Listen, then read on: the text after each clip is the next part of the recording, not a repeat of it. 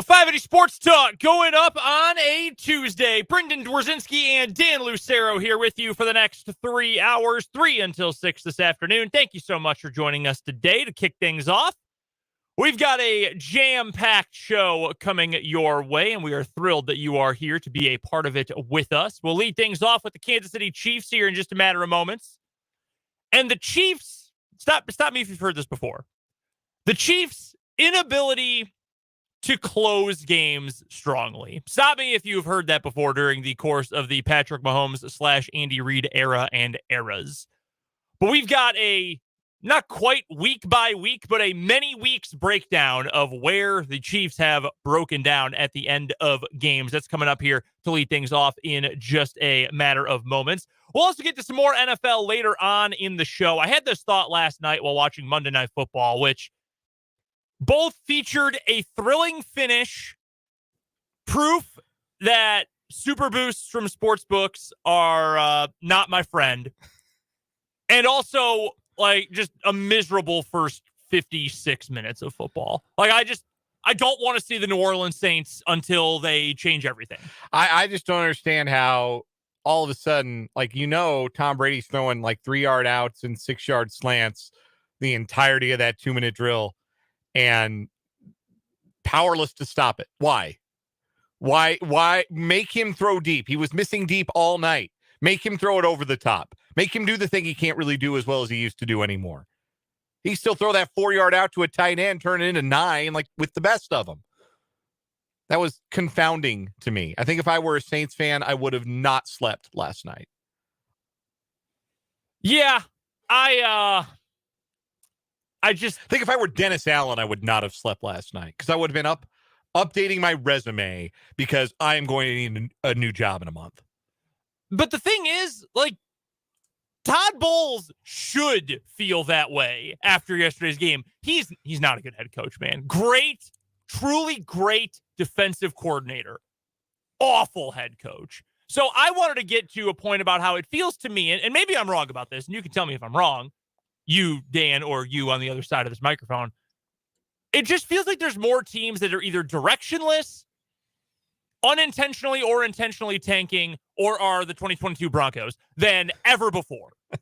There's so many, like 40% of the league. I feel like we've been saying since week 4, it's a lot of bad football out there. A ton of it, but I think it's kind of come more into focus of, here's why we have so much bad football, because there's just a ton of really crappy teams, whereas there aren't nearly as many teams that are actually even like competent. So we'll get to that more in the 5 o'clock hour, just kind of a general scope of where we are with the NFL as we head into week 13. No, this will be week 14 coming up this week. We'll also get to plenty of college sports today. Michael Swain will join us bottom of the 4 o'clock hour for Jayhawk Weekly, brought to you by 23rd Street Brewery in Lawrence. We'll take a look at the college basketball season 1 month in. Tonight's games complete 1 full month of college basketball. We started on November 7th. Today is December 6th. What do we think about KU and K-State 1 month in? Has anything changed? And the same goes for the national landscape of college basketball. We'll also talk about K-State playing in the Sugar Bowl and sort of a catch-22 situation with the perception of who they are playing, among other things, coming up on New Year's Eve. We'll get to that. Plus, K-State men's basketball in action tonight against Dan's favorite program, Abilene Christian.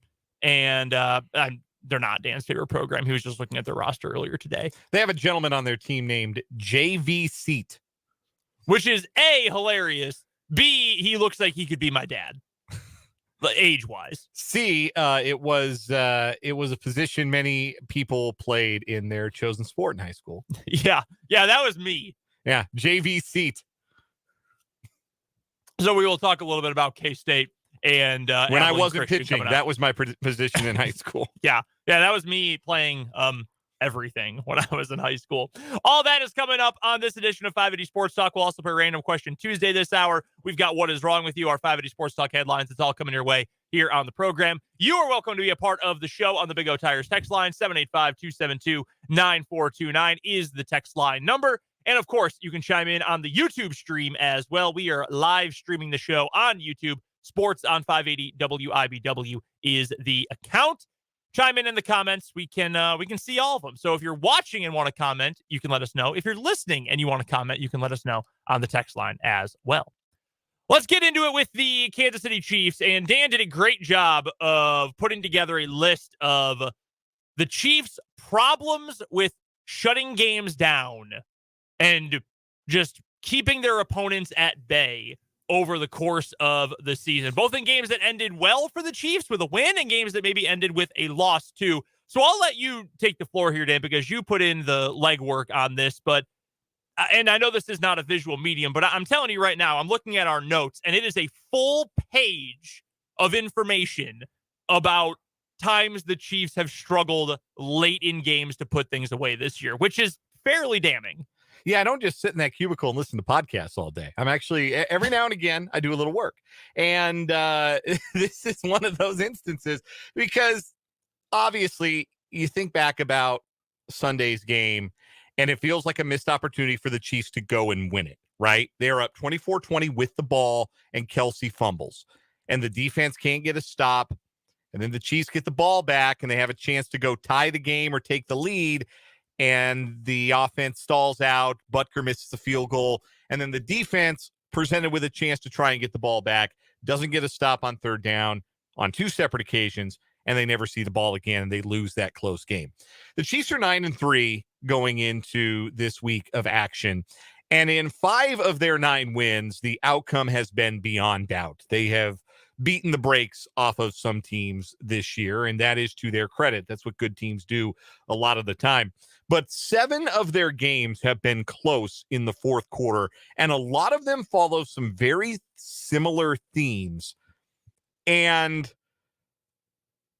the trends that emerge are not flattering to really either side of the ball. I know the defense took a lot of heat, and deservedly so, for their performance against the Bengals, but there are a lot more missed opportunities than I realized for the offense to close out some games this season. I'll go real quick week by week. Week 2 against the Chargers, you get the pick 6 by Jalen Watson to take a 7-point lead in that game. And the defense, they held firm in the fourth quarter. They did their job there in the fourth. They forced a pair of punts.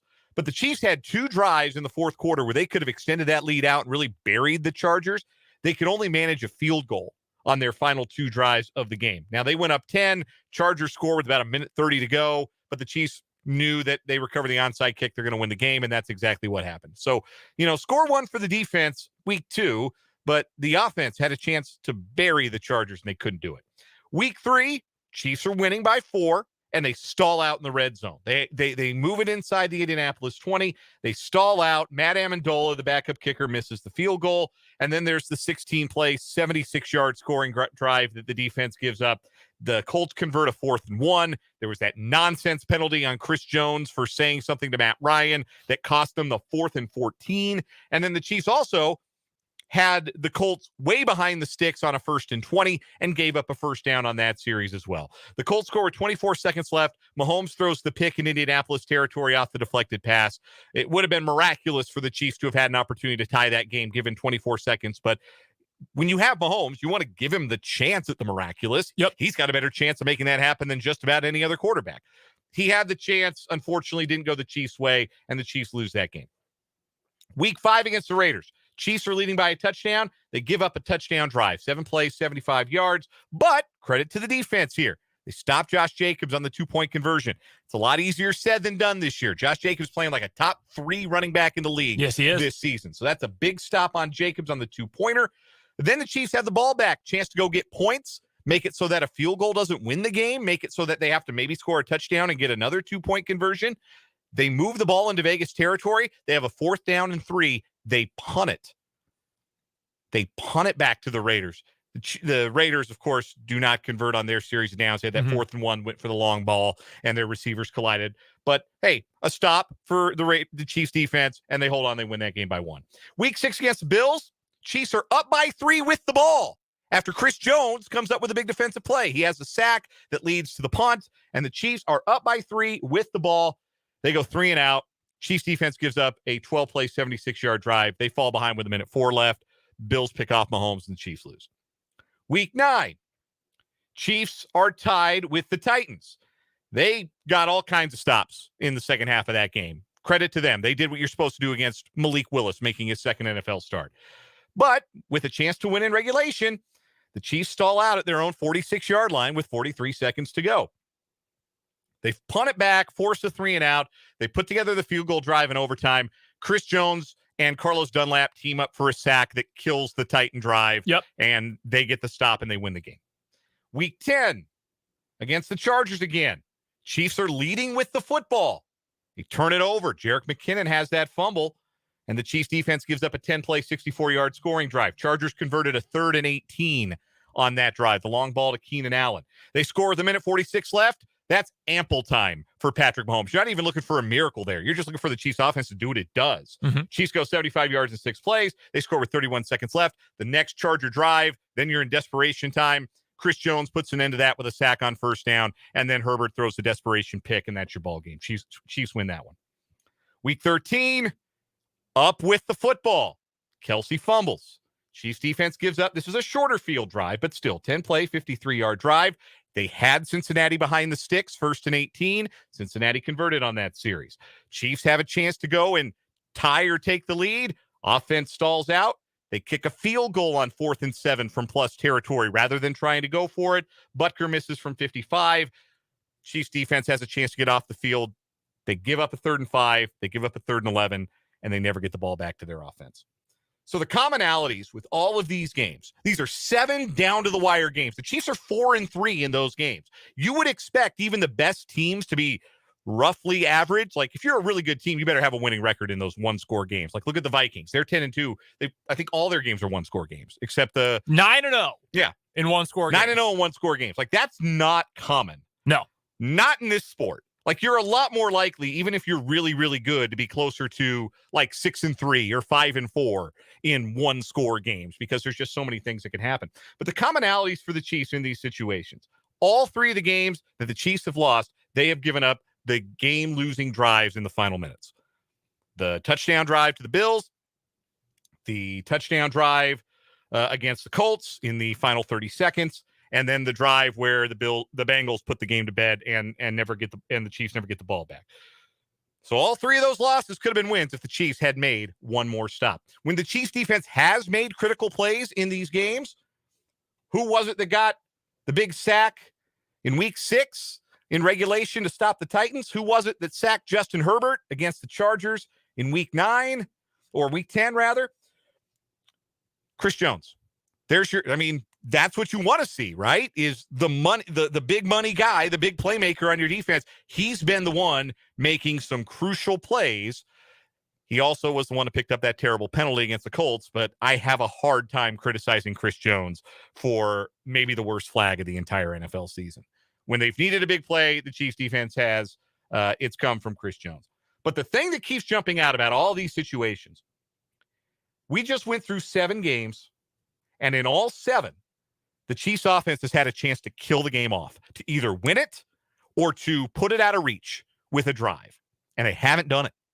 And it's been varying reasons, right? It's varying reasons. Sometimes it's been some difficulty in the red zone.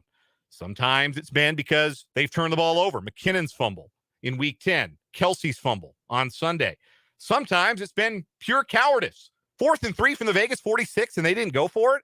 4th and 7 from the Cincinnati 37, and you don't go for it. You leave the game in the hands of the kicker you're paying $3 million or whatever Butker's making, rather than the quarterback you're paying $50 million. That's the one that, not that game specifically, but that's the thread here that is giving me the most indigestion. Like, defensive lapses a handful of times. I mean, I've been asking all year from training camp and onward for a decent defense. I never was like, I need a shutdown defense. If I'm asking for a defense that's only going to be in the like 12th to 18th in the NFL, sometimes you're going to have you're not going to play well in certain situations. Beggars can't be choosers in that regard. But that was 3 instances you just went through, including this game against Cincinnati, in which there was a time where the Chiefs decided to settle, whether it was overall play calling or a 4th down decision, as opposed to letting Patrick Mahomes try to make a play.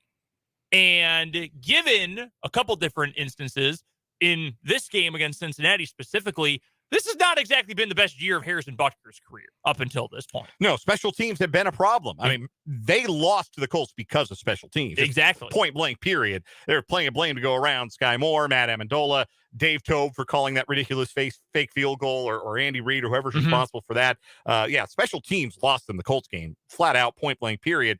And yeah, this has not been a great year for Harrison Butker. He'd been better the last couple of weeks, but still, 55 yards is not a gimme in this league. It is not 3 points that you take for granted. And to the point, Andy Reid said this after the game that, hey, look, the snap was off, the hold was off, the whole operation was off. You have an even smaller margin of error the further away from the goal you get. 35 yards, it might still work out for you. 40 yards, maybe it still works out. 55, you have a tiny margin of error. And I know they're paying Butker a lot of kicker money because they trust him in those situations. But you've got to use the data, man. And the data is that Butker has not been especially trustworthy this year. You know who is far more often than not trustworthy, though? Number 15. And it's like a weird level of conservatism that we consider Andy Reid to be this super innovative coach. And he is not just considered, he is a very innovative coach. He's a genius offensive mind.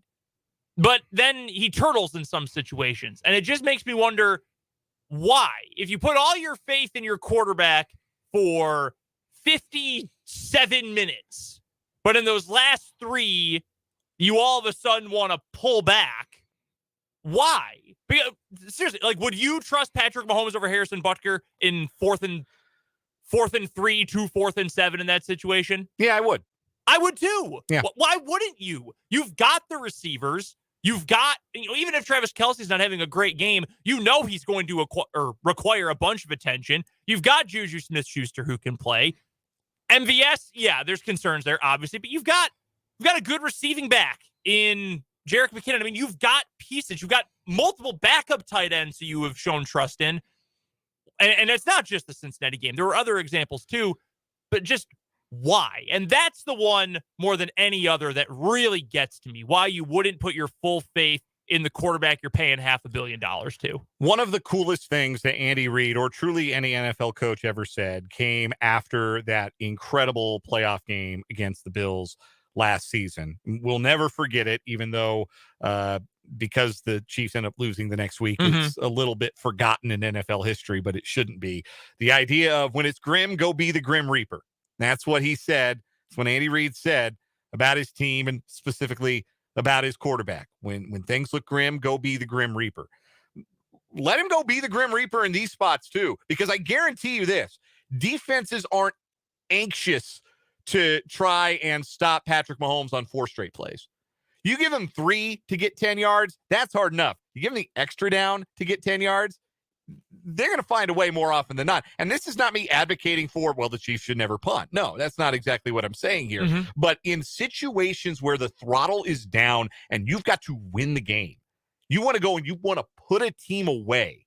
The offense, clearly, based on the evidence we provided you, the offense is a better bet to do that than the defense, because the defense is not doing that job. When the Chiefs have put games in the hands of their defense, the defense, other than the Charger game or the Raider game, and yeah, I guess you would say the Charger game, they got a couple of big stops in week 2 and had the pick 6 in that one as well. But when it's been the defense either gets it done or we don't win, defense isn't getting it done in those spots. So trust your offense more is the question about that. Go let Patrick Mahomes be the $50 million Grim Reaper in those spots. Keep those drives alive. And you know what?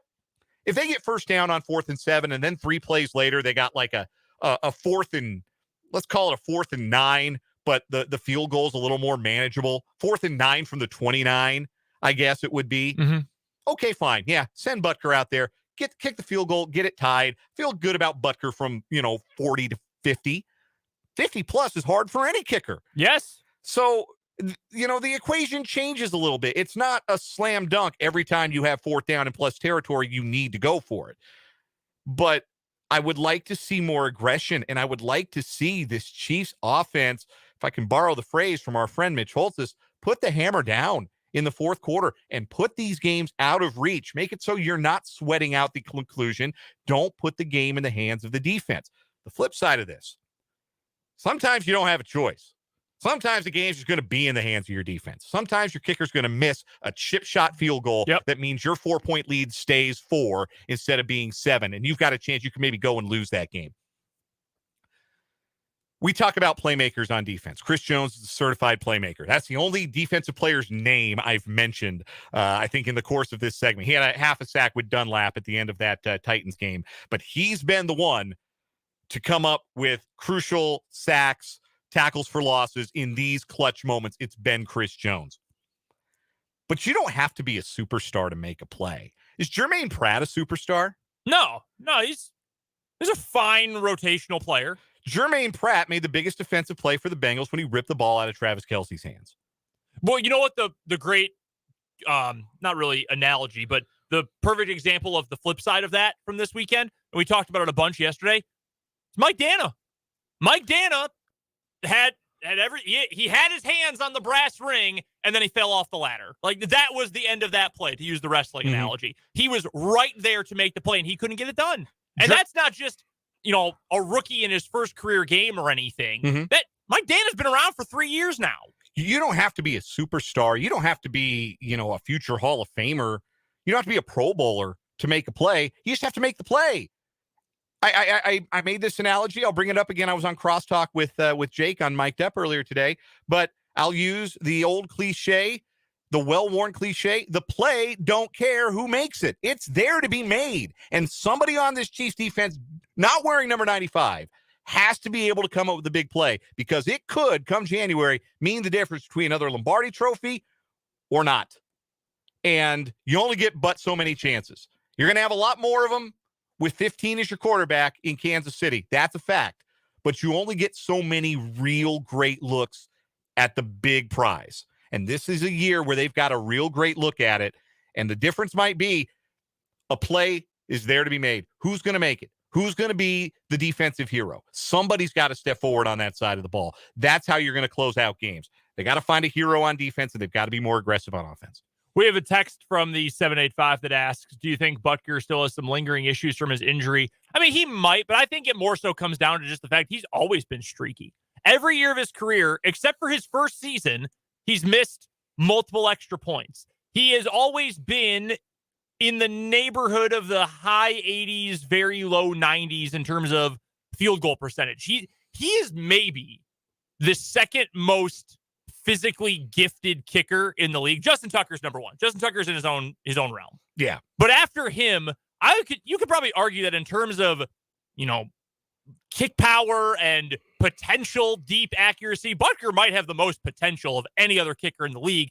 He's just really streaky. I think he gets in his head more than anything, because they do seem to come in waves a little bit. I think that's more so the issue. But you brought it up. Special teams have been an issue in general for the Chiefs throughout this season. And obviously, finishing games, something that might like to get worked out over the next few weeks as you get ready for the postseason. ABC, fellas, always be closing. Always be closing. We've got more NFL to get to coming up later on in the show. We'll talk some college basketball later this hour, but coming up after our first commercial break, we'll play some Random Question Tuesday right here on 580 Sports Talk.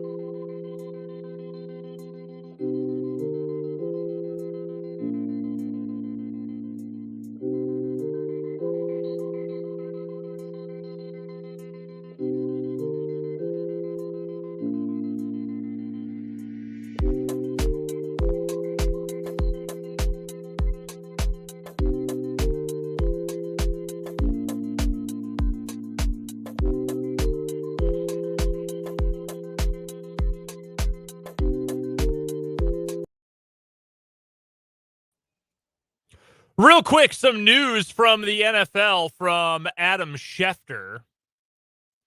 Two pieces of news real quick, in fact. One, the Rams claimed Baker Mayfield. They were tops on the waiver wire in terms of teams that claimed him.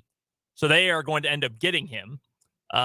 That's interesting. Jeff Darlington of ESPN just shared a story on Twitter that Sean McVay has apparently, to Baker Mayfield's face and to other people in the media, expressed like a deep love of Baker Mayfield's game in the past.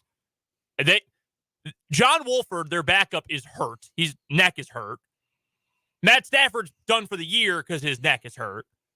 Bryce Perkins is an undrafted rookie. Yeah, we got the tape. Undrafted second-year guy. We've got the tape now on Bryce Perkins. I mean, why not? You're not going anywhere anyway. Your year's over. You're 3-9. Yeah. But yeah. Maybe they felt like it might be a way to stick it to the Rams or the 49ers too, although it is being reported the 49ers did not put a claim in. And they did not put a claim in. And according to Adam Schefter, Jimmy Garoppolo's broken foot will not require surgery and is expected to be a 7 to 8 week injury. 7 weeks from now, divisional round of the playoffs. That's right. 8 weeks from now, NFC Championship game. Can you last that long with Brock Purdy? I don't know. I mean, can they win the division is the big question. Yeah. I think Seattle's got to go there. I think they already played in Seattle. I could be wrong about it. I could have that backwards, but I do know they have to play one more time. Still a 1-game division lead for San Francisco. But if San Francisco doesn't win the division, then they got to go play probably Tom Brady on the road in a playoff game. Are you taking Purdy in a playoff game against Tom Brady? I'm not. No, I would not like that matchup if I was San Francisco. No doubt about that. Let's get to Random Question Tuesday here on the program. Mine today, I'm sure you have noticed more Christmas music playing. One of our sister stations in the Alpha Media Topeka family is playing some Christmas music here and there. A lot of places, if you go in a store, playing it now. A lot of other radio stations might listen to. Why you'd ever listen to others, I don't know. But you might be hearing plenty more Christmas music. Holiday stuff is just around everywhere. What is your... How do I want to phrase this? Like, it's unimportant, but you are going to die on that hill holiday season take. Like the culture around, I'm talking Christmas specifically here, but, holiday celebrations or the holiday season, it's unimportant, but it makes you rage. What would that be? Oh, it annoys me. Yeah. Something that annoys me about the holiday season. I don't know. I'm like a pet peeve, I guess. Like I'm a big Christmas guy. Like I would put up Christmas lights at our house on Sunday, and it made me really, really happy. Like it makes me, nice. I am overjoyed when I drive home at night and the Christmas lights are up. There's not a lot of them, but they're ours, and it makes me really, really happy. So I do not get real Scroogey about Christmas. Like I really like the holidays a lot. They make me happy. I like spending time with family at the holidays and all of that good stuff. I do, however, have a Christmas movie take. Oh, yes. This is what I'm looking for. Elf is bad. Elf is bad. Okay. Elf is bad. Elf. And look, I'm a Will Ferrell fan. I know there are a lot of people out there who are tired of the whole Will Ferrell thing or over the whole Will Ferrell thing. I think a lot of his movies are really, really funny. Elf doesn't do it for me. And maybe kids really like it. I've heard that, it's popular with kids. I can totally understand that. But to me, that is not a film that belongs in the Christmas classic canon in which so many are quick to put it. Elf, to me, is not a classic. Okay, that's fair. I like Elf. I would not say I love it. I like it. I had not seen it in years until my wife and I watched it. It was either this Christmas or last year or the year before we watched it together. It's nice. It's a cute movie. I like Will Ferrell. But I'm not tripping over myself to watch it every single year. My wife is a big fan of it. It's too much. No, that's fair. That's exactly the kind of thing I'm looking for here. That's a great answer. Mine is that a lot of the songs that are played and referred to as Christmas songs or are only played at Christmas time are not Christmas songs. Winter Wonderland is not a Christmas song. It is a winter song. It's fair. When do they mention, putting cookies out for Santa and decorating your tree in Winter Wonderland? They don't. You know what Jingle Bells is? Jingle Bells is a Thanksgiving song. That's what that song was originally about. Dashing through the snow? One horse open sleigh? I'm sorry, is Santa riding in it with presents? No, you're just riding in a horse-drawn carriage. Not a Christmas song. Frosty the Snowman, by the way, not a Christmas thing. He just is a snowman who happened to show up on Christmas. Like, it's one of 365 days, sometimes 366. Not a Christmas thing. Song, not Christmassy. That's what bothers me. Okay. You can play them only this time of year. That's fine. But Chestnuts, well, I guess that is the Christmas song, isn't it? No, that's not the one I'm thinking of. There's another one too. That's like a pop standard Christmas song that isn't actually about Christmas. But that irks me. Don't call it a Christmas song. It's not Christmas Wonderland. It's Winter Wonderland. Jingle Bell Rock isn't really a Christmas song. Yeah, it really isn't. Yeah, it's just about jingle bells and rocking of said jingle bells. And the jingle hop, whatever that is. Yeah, they don't really talk about. Yeah. Yeah, there's nothing Christmas at all. Yeah, you can put bells up anytime. Yeah. I can go put bells up right now and rock around them. No, I'm with you. Not Christmas songs. I would rather listen. Well, okay, I'm not going to say that. Like, even garbage Christmas songs are more Christmassy than these songs. Like the Paul McCartney one, which I actually liked as a kid, but then I was essentially bullied into not liking. Wonderful Christmas Time? Yeah. That's another hot take for you. That song's not that bad. It's not good, but it's also not that bad. It's not that bad. What do you have for I actually kind of like Wonderful Christmas. Yeah, it's it's catchy. It's no worse than most nonsense Christmas songs. What is it? Is it synthesizer in the background of that one? Yeah. Kind of whips. I'm not gonna lie. I've always liked that. I was always surprised when people were like, "Oh, that's the worst Christmas song ever." I'm like, "Word? Really?" There's another one for you since we're now 19 days from Christmas. Do you have a favorite that like you might hear on the radio but isn't like the Christmas song or isn't Jingle Bells or something like a version of a Christmas standard by a radio friendly act? Or like, yeah, I guess that could be just like one that's not a true standard, I guess. The easy answer is Last Christmas by Wham. Yeah, that would count. I would call that. Yeah. I would say that counts. If you want to trip, go to Spotify, see how many versions of Last Christmas there are. There are a preposterous number of versions of Last Christmas. None of them are as good as Wham's, but like there are so many. I had a friend who actually like did a whole playlist of like all of the versions of Last Christmas. I didn't count them, but there are a lot of them. We have a text that says the "I Want a Hippopotamus for Christmas" song. That stupid song stays with me all day. Yeah. Any hippopotamus will do. No, crocodile. Yeah, that one it's cute, but it's also really annoying. Christmas in Hollis by Run DMC. Great Love answer. that one. Yeah. Casey Musgraves put out a whole Christmas album that I really enjoyed as a pretty large fan.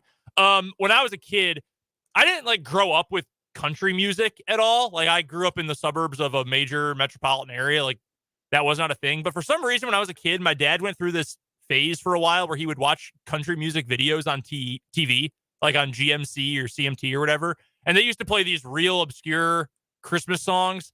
There was one was what was it? Catfish Christmas by Steve Azar. That song's hilarious. And Christmas in Jail by Asleep at the Wheel, which is depressing, but also very funny. Do you have a random question for today? I do have a random question for today. We are square in the middle of baseball hot stove season with lots of players changing teams, cooking, big contracts being signed. As a sports fan, what free agent signing made you the most excited? Could be for your team or not. I don't know why you get excited about other teams' big free agent signings, but any sport, what free agent signing made you the most excited? What off-season free agent acquisition was the most exciting one to you? The ones that stand out to me are from when the Cubs were good several years back. Like John Lester signing was a big deal. That one felt pretty special. This is not quite Well, I mean, it technically is. It's not quite in the spirit of the question. The Cubs signed Dexter Fowler in 2015, who had a really good year. He left in free agency, and then right before spring training, they re-signed him after it was expected he was. In fact, I think he had agreed in principle to a deal with Baltimore, but then flipped at the last minute. That one felt like, okay, now our leadoff guy is back. Like that one felt pretty good. Other than that, the Packers haven't signed a lot of free agents in my life. Like Zadarius Smith was a good signing. He was a good player, but he wasn't like a superstar before he came in. So yeah, man, Packers really haven't signed a whole lot of great free agents in my life. And the biggest Bulls free agents were DeMar DeRozan, which was like, yeah, that's cool. He's been better than his signing would indicate.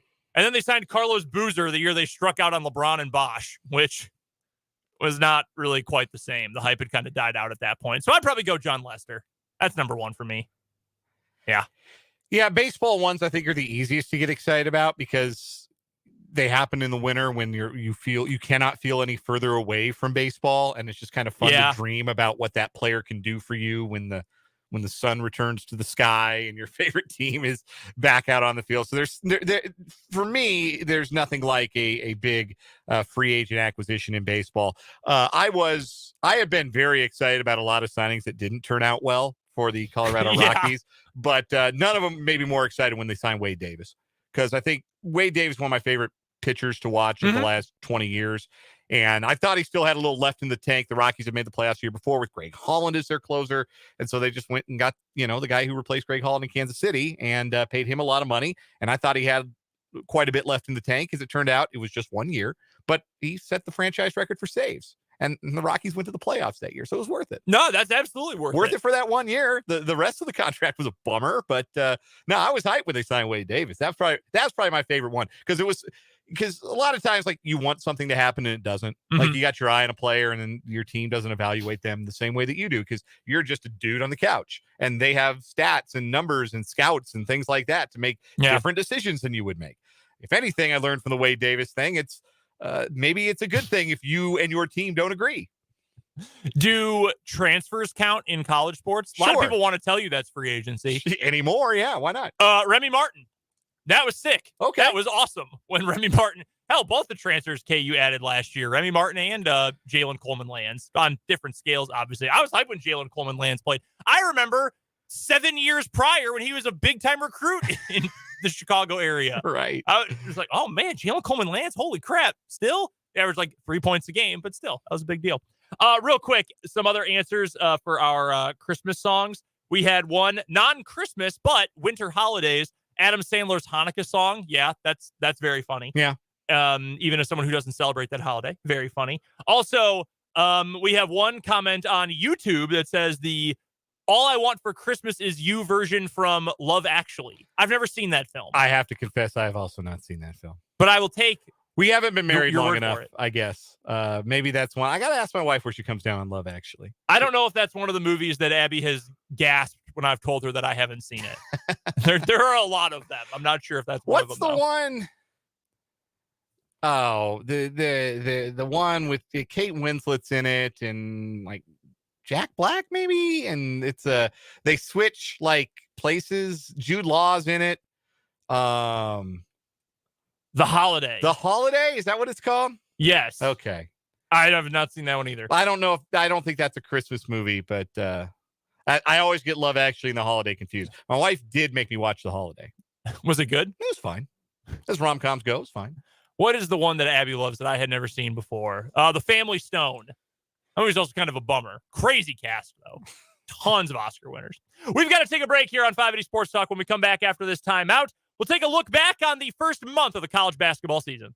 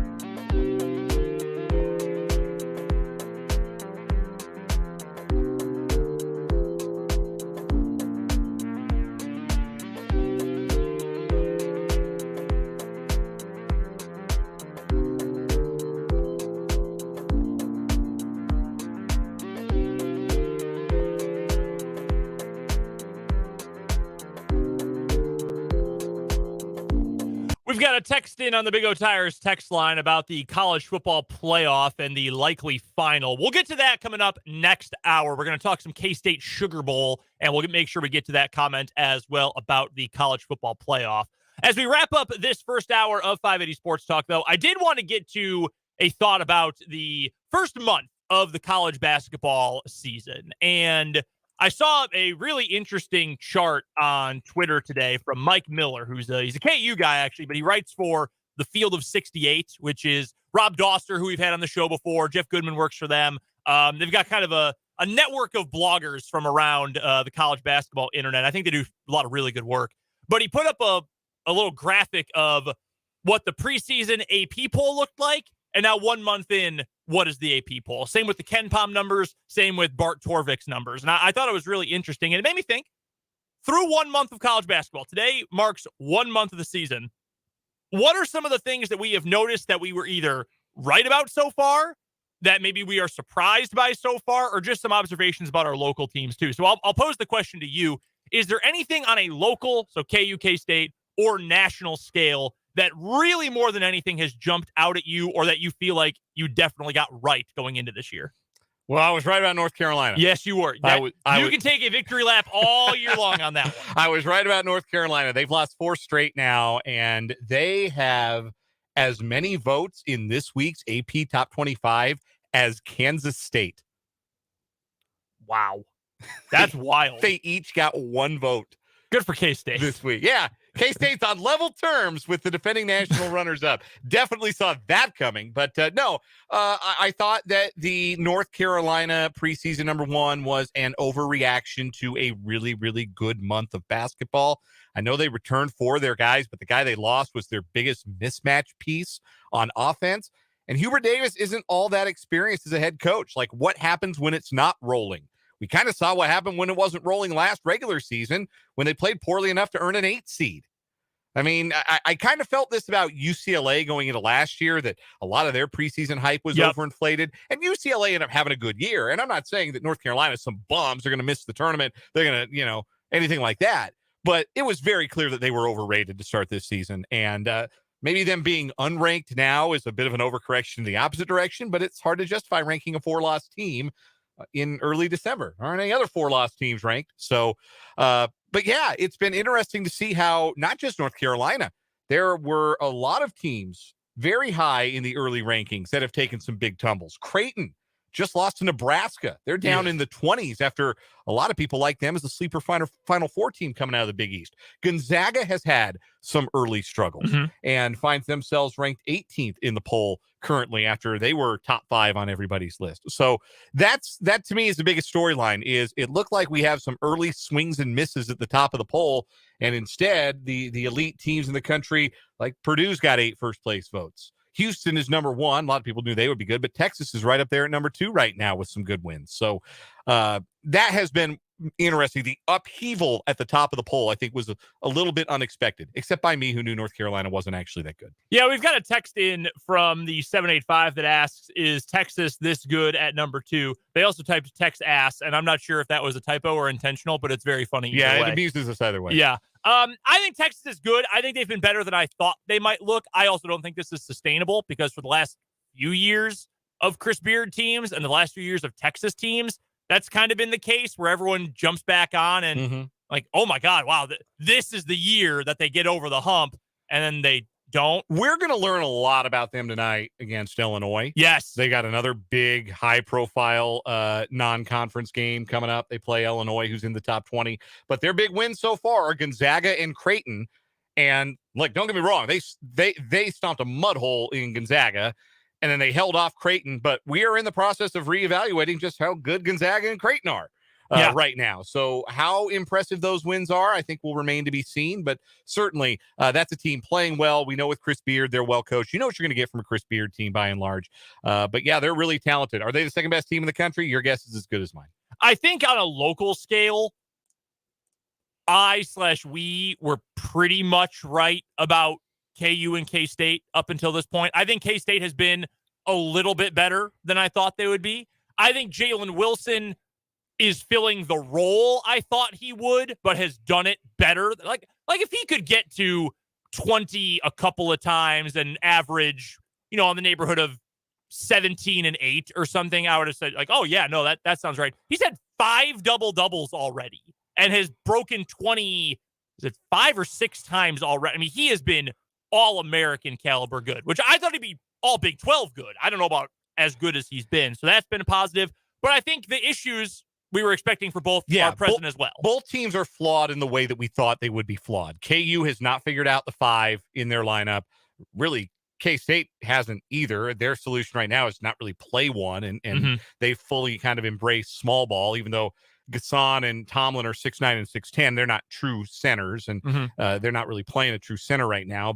And they also have issues scoring the ball if it's not Keontae Johnson doing it on a regular basis. So we kind of expected that, and I think we kind of expected that KU would struggle to find that one player, whoever it ends up being, that steps forward and owns that 5 spot in their lineup. And I think they're probably not quite as good as the AP poll would indicate at 6 right now. But if you said they're about a top 10 team, I'd say, yeah, that's fair. They're still really, really good, but they still got a long way to go as well. We'll talk some college football coming up as we start off the 4 o'clock hour. Plus, we've got What Is Wrong With You. Michael Swain will join us as well. It's all coming up after the news on 580 Sports Talk.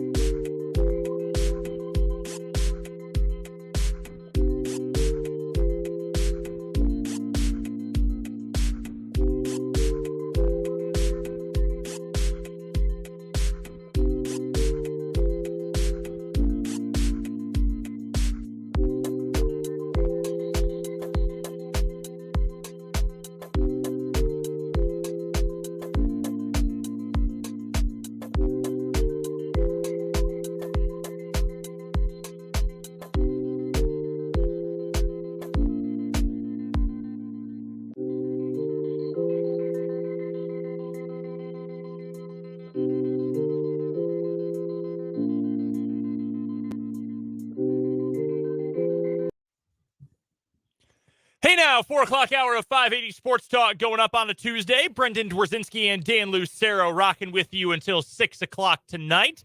We got some K-State men's basketball coming up this evening against the Wildcats of Abilene Christian.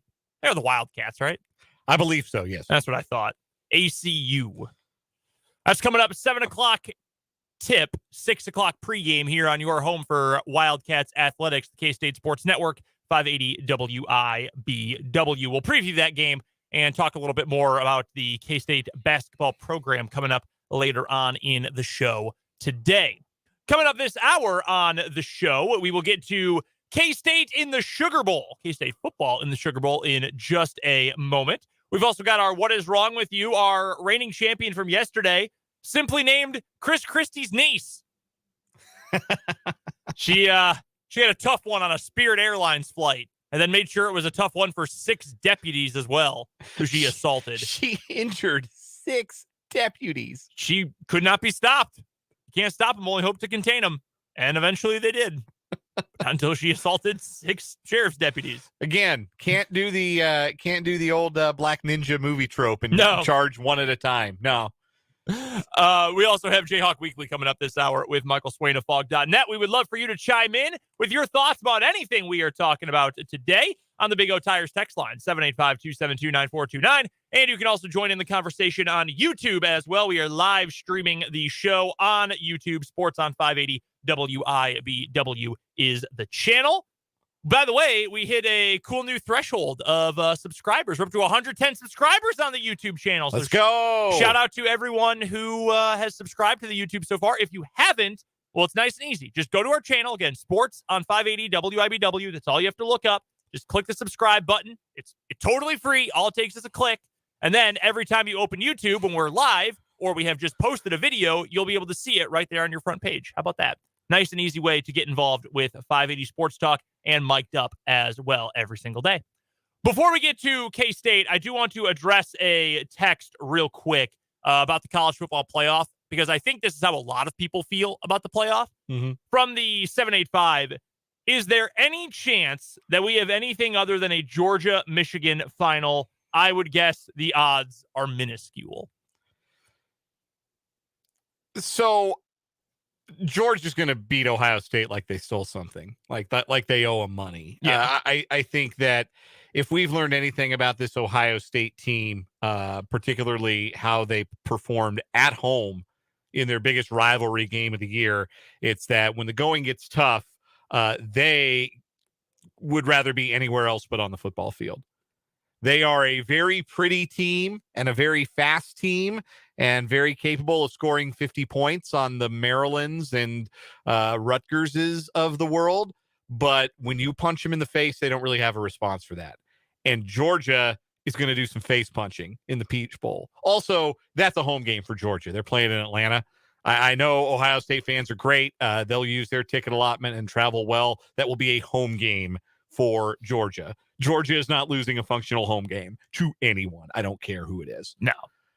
TCU can play Michigan tougher than I think Ohio State can play Georgia. Certainly the odds, as it were, will give TCU a better chance of advancing than Ohio State.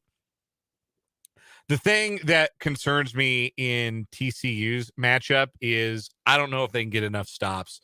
I think that Michigan is just so solid and they just kind of wear teams down. Like, honestly, Michigan's like a really, really good Kansas State. Like if you supercharged Kansas State, like if you got, if Kansas State ate what's the flower on Super Mario? The Fire Flower? Yeah. If Kansas State ate the Fire Flower for 60 minutes of football, they'd be Michigan. Yeah, they've got a lot of similarities. I see that. Just physicality in the trenches, ability to impact plays in the backfield defensively, really good secondary, chance to hit some deep shots down the field in the passing game, and a really, really good running game. So I ran the numbers here really quickly, and I know this isn't exactly what our texter asked, but I took the money line from FanDuel, and because there's a way to convert it. I don't know the mathematical formula, but I found a website that'll do it for me, where the money line, whatever it is supposed to represent a percentage chance of winning. So essentially, based on the money line numbers, they're giving TCU about a 29% chance, Ohio State about a 32% chance of winning. In reality, that number way down. But they know a bunch of dopes from Ohio are going to bet on Ohio State. If you wanted to get the approximate percentage chance of both TCU and Ohio State winning, about 9.6%. So not even a 1 in 10 chance, just under a 1 in 10 chance. Now, the other permutations and combinations, I trust that you can figure out that math on your own because I have a radio show to host. But you understand my point. It's not likely. It is far more likely that we end up with Michigan and Georgia. Like, could TCU hit on a bunch of big plays to Quentin Johnston and Kendre Miller break off some big runs, Max Duggan break off some big runs, and hang close with Michigan? I expect Michigan to blow them out.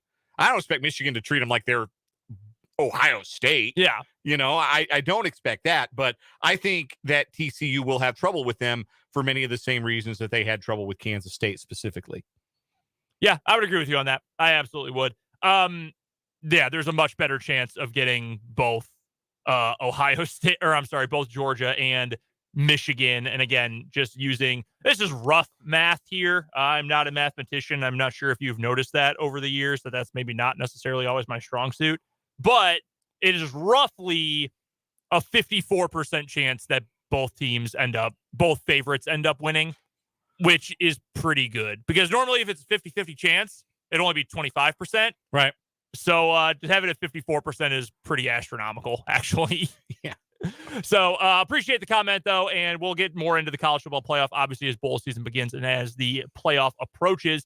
As for K-State, though, they are taking on Alabama New Year's Eve. I thought this was on New Year's Day, no, I guess it'd be the 2nd, but it's on New Year's Eve. New Year's Eve morning. Yeah, which is weird. The Sugar Bowl on New Year's Eve morning is bad vibes. And not that K-State is bad vibes, but that's wrong. That should be the night game after the Rose Bowl. That's how it should be.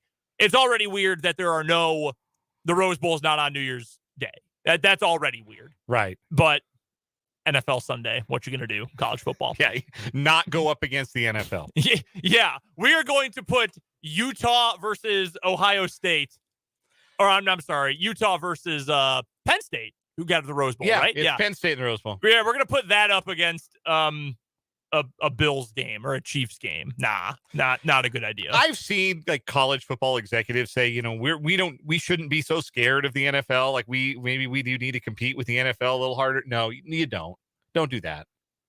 Yeah, don't do it. Just don't.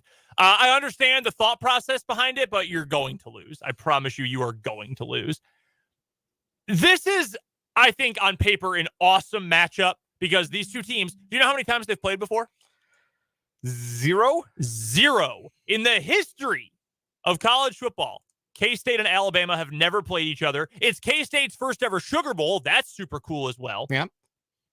You get one of the best stories this year in K-State. You get the best program in college football over time, Alabama. You're going to have plenty of star power, plenty of NFL draft picks, if that's the kind of thing you're into, between Felix and Deuce Vaughn. And, those are the top guys, but K-State's obviously got others. On the other side, Bryce Young might be the number 1 overall pick. Will Anderson could be the number 1 or number 2 overall pick. Probably number 2, number 3. Tons of NFL guys on the Alabama roster. And yet, you're in a spot if you're K-State where you might be playing a team in Alabama that's not going to play Bryce Young because he's going to the NFL draft and maybe isn't going to play. Will Anderson maybe wants to make sure, hey, I don't want to get nicked up and miss out on the combine. And instead of being picked 2nd, I get picked 5th and I lose out on a couple $1 million. And let's be clear. Don't blame any of these kids for deciding they would rather start on their professional futures than play a bowl game for free. Like, I don't begrudge anybody who makes that decision. Hey, for free, let's be honest here. They're going to get like a pair of Beats headphones and a Longhorn gift card. Oh, okay? That's right. That's right. Yeah, you're right.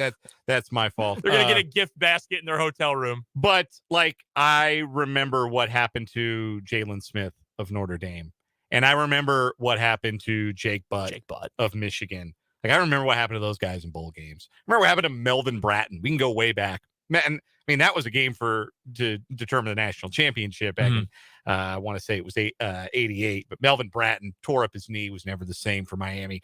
Like, I get it. You got to make a business decision. You're 21, 22 years old. You're old enough to make a grown man decision. That's a grown man decision. And if the team and the coaches don't have a problem with it, then you, the fan, probably shouldn't either.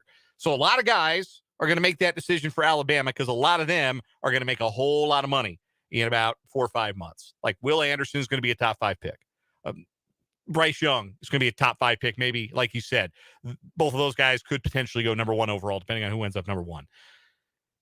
So they may not play. And look, on the Kansas State side, Deuce Vaughn's got a decision to make. Now, he said today, he did an interview today where he said he is going to play. And kudos to him for that. I wouldn't feel any differently about Deuce Vaughn if he said, you know what? I've made it to this point in my college career. I'm a running back with only but so many hits that I can take in my body, and I want the next ones I take to be for a salary.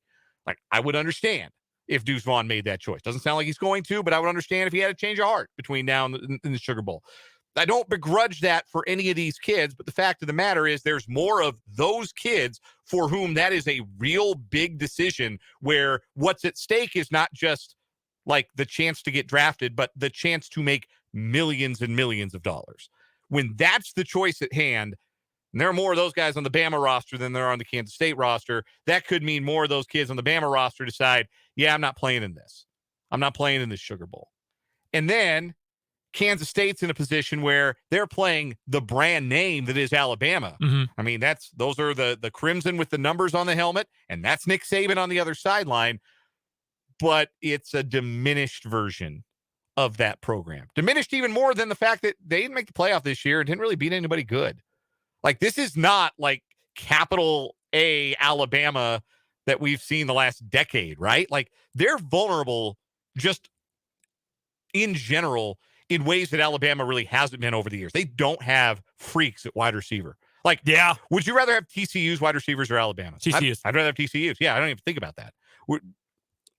So they don't have those guys at wide receiver. They don't have the offensive line or even the defensive line, Will Anderson accepted, that they've had in recent years, where it's just like 5 future first-round picks, all just nothing but first 2-round guys all over the front line.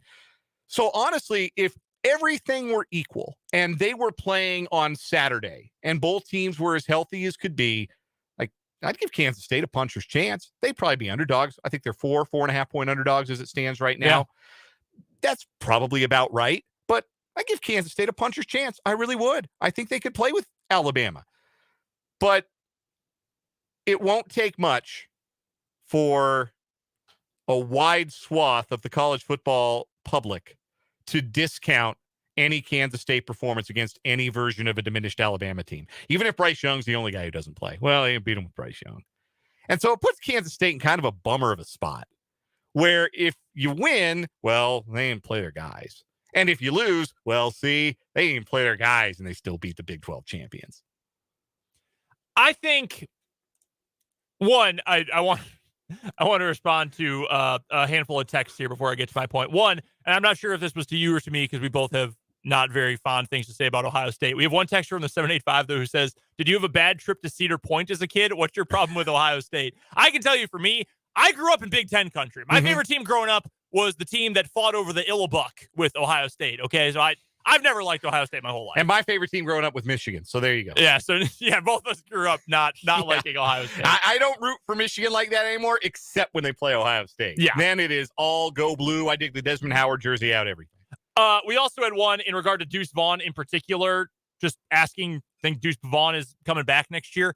I said this the other day. I do not. If he does, because he gets a huge NIL package or he just loves driving Manhattan like that. Driving a pretty sick car around. Yeah, he days. is. A real sick car. Was it a Rolls Royce? Is that what it was? Was it a Royce or was it a Porsche? Oh, it might have been a Porsche. It was something. Let me double check. Nice. I've got it in my email somewhere. Let me double check. Yeah, it was super nice. If he wants it's a Porsche. It was a Porsche. Okay. Good for him. Seriously, all more power to him. I would just be shocked because running backs have a short shelf life in the NFL. And if you want to get there, that's pretty tough to do. More power to him either way. I would be shocked. I'd put it at like a 5% chance that he comes Yeah, back. most running backs in particular kind of understand that their careers are short and that they are considered more and more disposable in the modern NFL.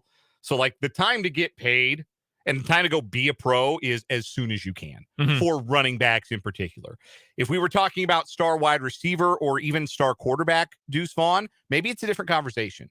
But as a running back, I think there's an understanding that you have to strike while the iron is hot because you just don't know how long you're going to be able to hang around and make money in the NFL. Like, when I know he looks like Darren Sproles, I know he comes out of Kansas State like Darren Sproles. There's no guarantees he's going to have that career. Yes. No guarantees. How many Darren Sproles have there been? Darren Sproles. Darren Sproles. There's a lot of, and I'm not trying to reduce what Deuce Vaughn has done and the kind of player he is and can be in the NFL, but there have been a lot of undersized running backs who had great college careers who have gone on to do nothing. Remember Dree Archer at Kent State, who was like 5 foot -4 and ran a 4.2 40. I do remember him. Insane in the MAC. Out of football in like 3 years. Jarrett Patterson played for Leipold on his last couple teams at Buffalo. Yeah. He had 2,000 yards in a season, in a 13-game season. He's a nobody. He's a practice squad guy in Washington. He's an NFL nobody. Get paid while you can. If you can go be a third-round pick, go. Yeah, run. like I would never say never for Deuce. I would never say 0% chance until he's, releases a edit of him saying he's going to the draft. Because maybe he does. Maybe NIL takes good care of him and he loves being in Manhattan and he wants to come back and play one more year of college football. If that's the case, kudos to him. But I think everybody ought to be very understanding, particularly as a running back, if he does decide to take it to the next level right now. But to the point we were talking about, because I do want to get to this real quick, and I think we have another text that illustrates where I wanted to go with it. This one comes in from the 316 that says, I'm ready for Kansas State to get the recognition it deserves when they beat Alabama.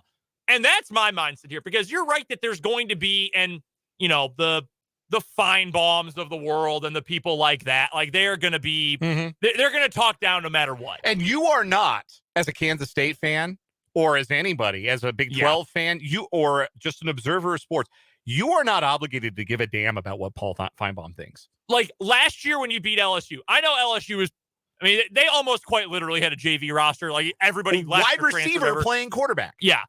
You should celebrate that Texas Bowl win forever. And you should think fondly about the end of December 2021 when you beat the crap out of LSU and say, hey, remember that game? It was awesome and I loved it. You should love that forever. And if you're a K-State fan, and you do indeed beat Alabama, you hang tough, you get to play in this game, period, whatever, you should say, damn, that was awesome. We beat Alabama. I don't care if it was Bryce Young or if it was what's his name? Milroe? Is that how you pronounce his last name? Yeah. Jaden Milroe? Jaden Milroe, yeah.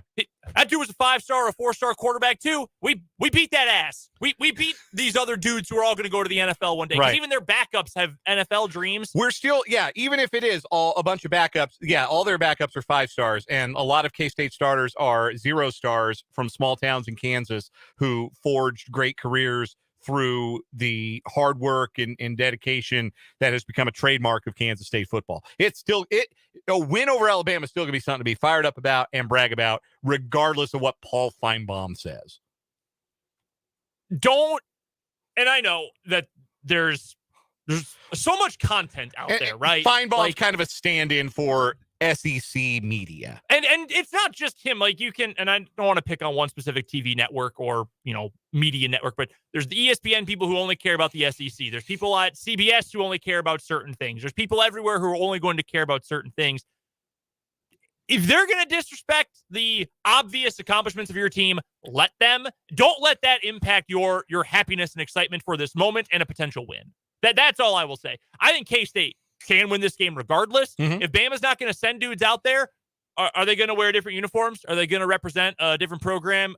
Is Nick Saban going to coach the game? Yeah, he is. Celebrate that. Yeah. Celebrate that. And if someone tells you shouldn't, tell them to,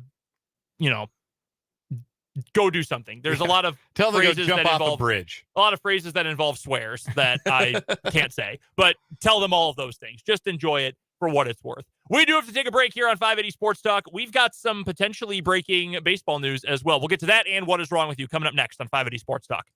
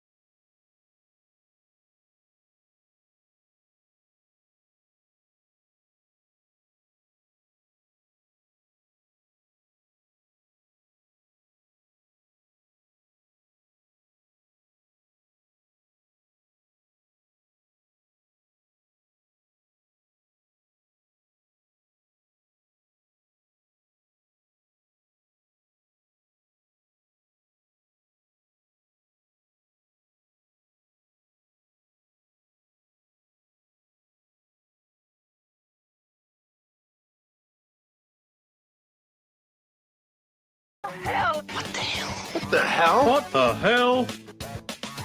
We've got a late entrant for today's What Is Wrong With You, and it comes in the form of Major League Baseball reporter John Heyman, who, is he still at the New York Post?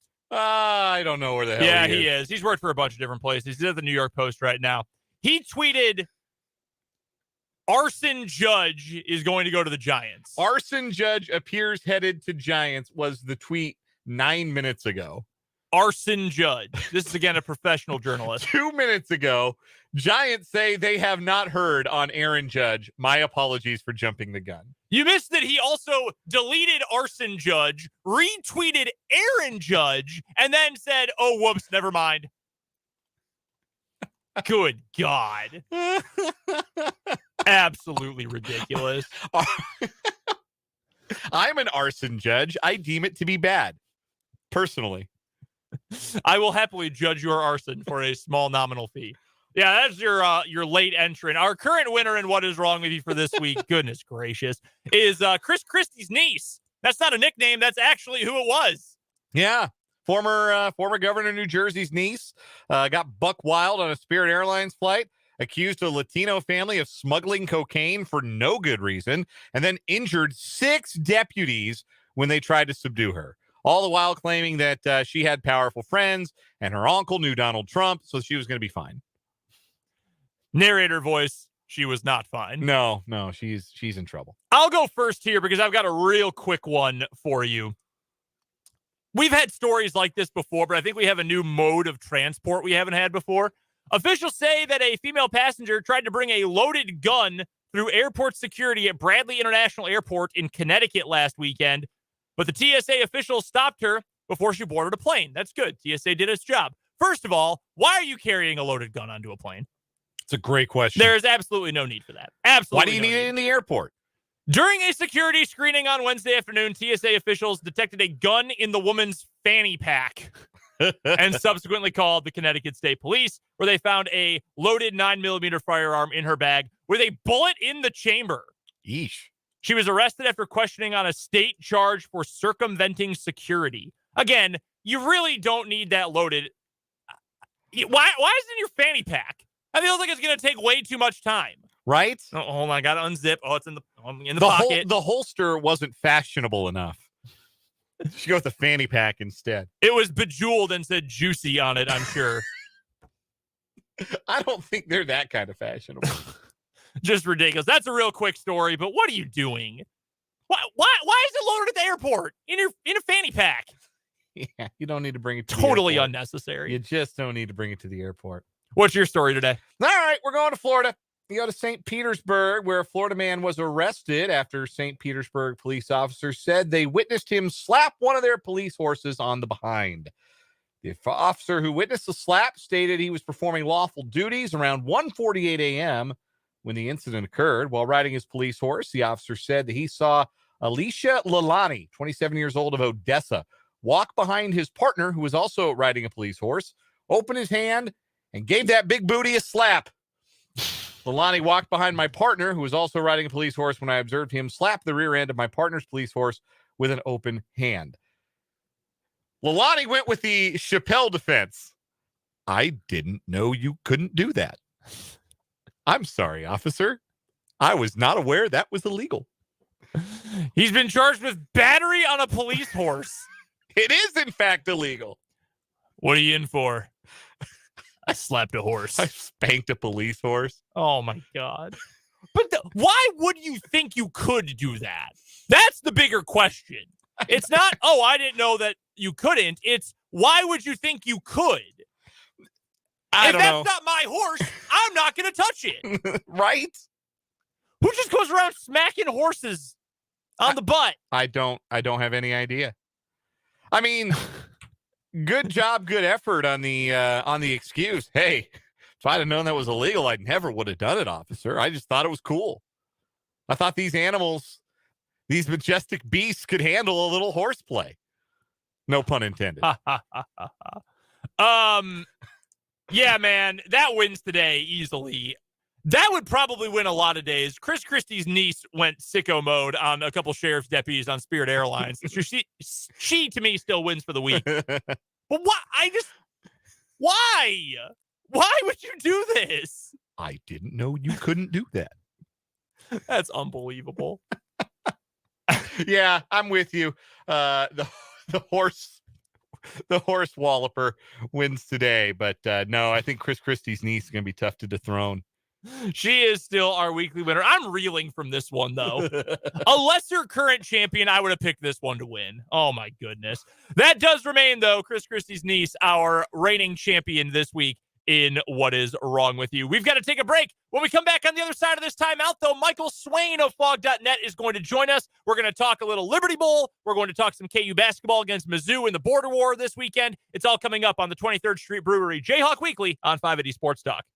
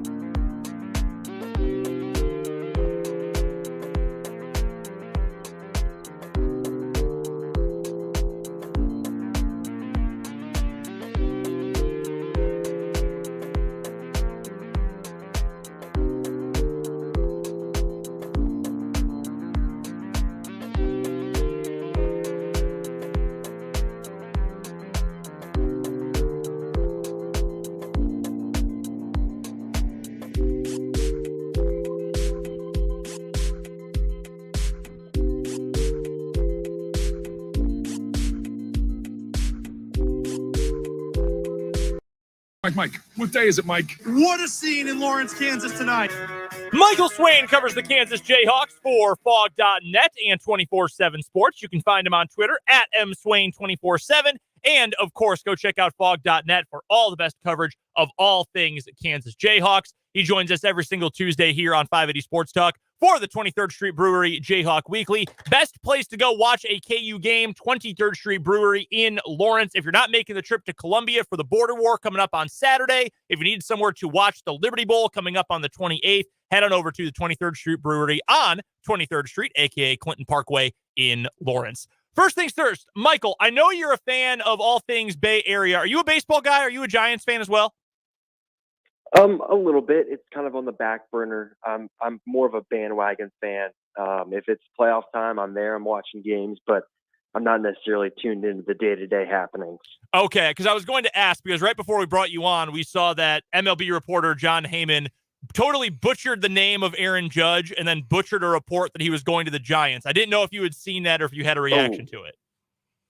I hope he goes to the Giants, but if I know one thing about the Giants, they're not really about spending a lot of money, and I know Aaron Judge wants a lot of money. So I'll take it if it happens, but from what you're saying there, it doesn't sound super credible.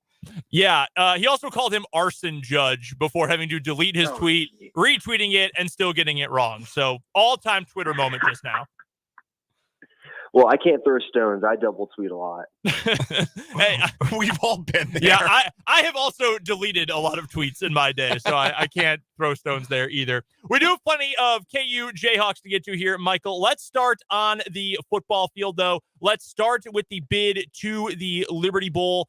Can you put into perspective for us? Because I think a lot of fans and people like myself or even Dan who have followed this team for a long time, we know this team has come a really long way, and this is a major accomplishment. But do you think you can kind of give us some context to just how big of a deal this game, this bowl, this opportunity is for the program? Yeah, I think it's probably best summed up in a few ways. As KU football fans know, there are the haves and the have-nots in college football.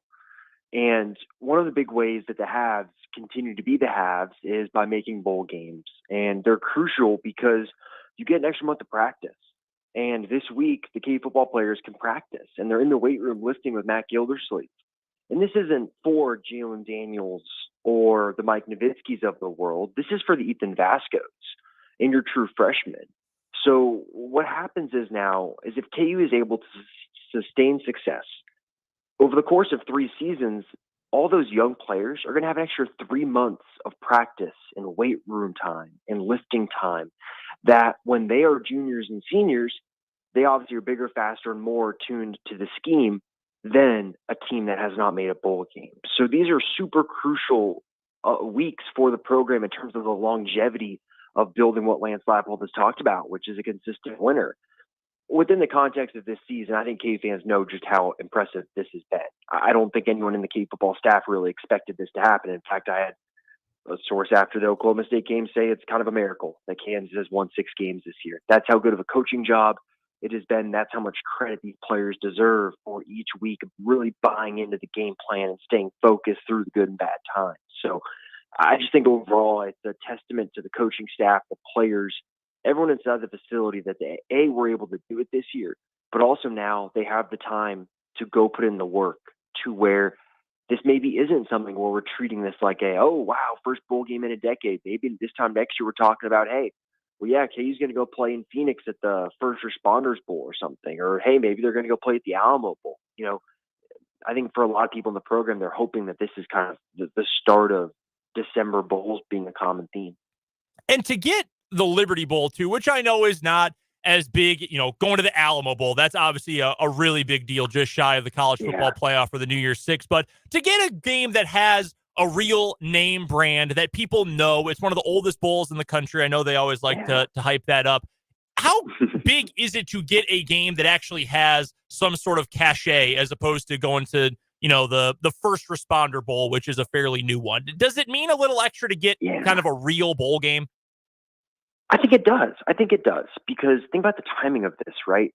This isn't the bowl game on December 22nd where people are still trying to travel to go back home for Christmas. Like December 22nd, that's when I'm traveling to go back home for a few days. Like that's a tough bowl to have. To have a bowl that's after Christmas at 4:30 in the afternoon, kind of prime time for people that are, if they're at work, well, they've probably got a game on TV. If they're at home with family hanging out, great, they've got a game on TV in the background. And so I think it's huge. And it's also, I think, a testament to Kansas that look at the teams that the Liberty Bowl passed up, right? Baylor's having to go play at TCU's stadium after they were picked to win the league to start the season. Like, that's kind of embarrassing for Baylor. I know a lot of Baylor fans are kind of pissed off about that. So I think for KU, it's great that they're in this bowl game because not only is it great for getting that kind of 4-hour advertisement for the program, but also it shows that, hey, people are interested in this KU team, in this KU program, even more interested than other Big 12 teams. I just think that's huge for the overall way that this program is viewed throughout the conference, and I think just the country in general. Michael Swain of Fog.net 24/7 Sports joins us for Jayhawk Weekly, presented by 23rd Street Brewery, every week at this time here on 580 Sports Talk. You can follow Michael on Twitter at mswain247. Michael, how well do you expect KU fans to travel to Memphis for this game? Really well. Really, really well. It's almost a bummer that it's Arkansas in this game because it's such a close drive for the Arkansas fans that there are going to be a lot of Arkansas fans there. And I'm kind of bummed that it's not a further away SEC team where I think KU fans could show out even more and have it be more drastic of a kind of a blue wave or whatever you want to call it there. I think they're going to show out. I've heard from so many people that regardless of really where the bowl game was, they were going to travel. And it sounds like a lot of people have already got their flights and hotels in Memphis and are ready to do it. And, Travis even said that he's excited to see kind of KU fans paint the city blue. So I think KU fans are going to travel. And I think if anything has shown us about KU fans in March Madness is they will travel to see KU play in person. And this is a great opportunity to do that. Sonny Dykes was the unanimous winner of the Big 12 Coach of the Year, and he was also nominated for the National Coach of the Year award. Those nominations were announced earlier today. So Lance Leipold, after elevating Kansas to 6 wins in a bowl game, not only does not get a single vote for Big 12 Coach of the Year, but not even a finalist for the National Coach of the Year award. Do you think we already took what Lance Leipold, and by we, I don't mean you, me, and Brendan here. I'm talking about the college football public already started to take what Lance Leipold and Kansas accomplished this year for granted just because it didn't finish smoothly? Yeah, it's pretty embarrassing, honestly, because look at the people that are on that list, right? Obviously Georgia has been great this year, but you're telling me Kirby Smart did a better coaching job this year than Lance Leipold? I'd call BS on that. And I think there are a few other names on that list that I'd say, what are we doing here? You look at Kansas and what it has been. Lance Leipold took over a beat-down van and has turned it into a nice Camaro. And you look at what Sonny Dykes did. He took over a Porsche and kind of made that thing start to look like an F1 car. It's just different levels of improving a program. And I think if the season had gone differently, if KU hadn't lost, 6 games at the end of the season, I think it's a lot different. I think the fact that there was kind of a skid there that probably impacts people's vision of it, where if, let's say it's the reverse, where say KU starts the season 1-6 and then goes and finishes 5 games in a row in terms of win streak. Yeah, Lance Leipold is on that because winning in November is hard. And I just think it's a travesty that he's not even on as one of the finalists, just because it's an incredible coaching job that this coaching staff did.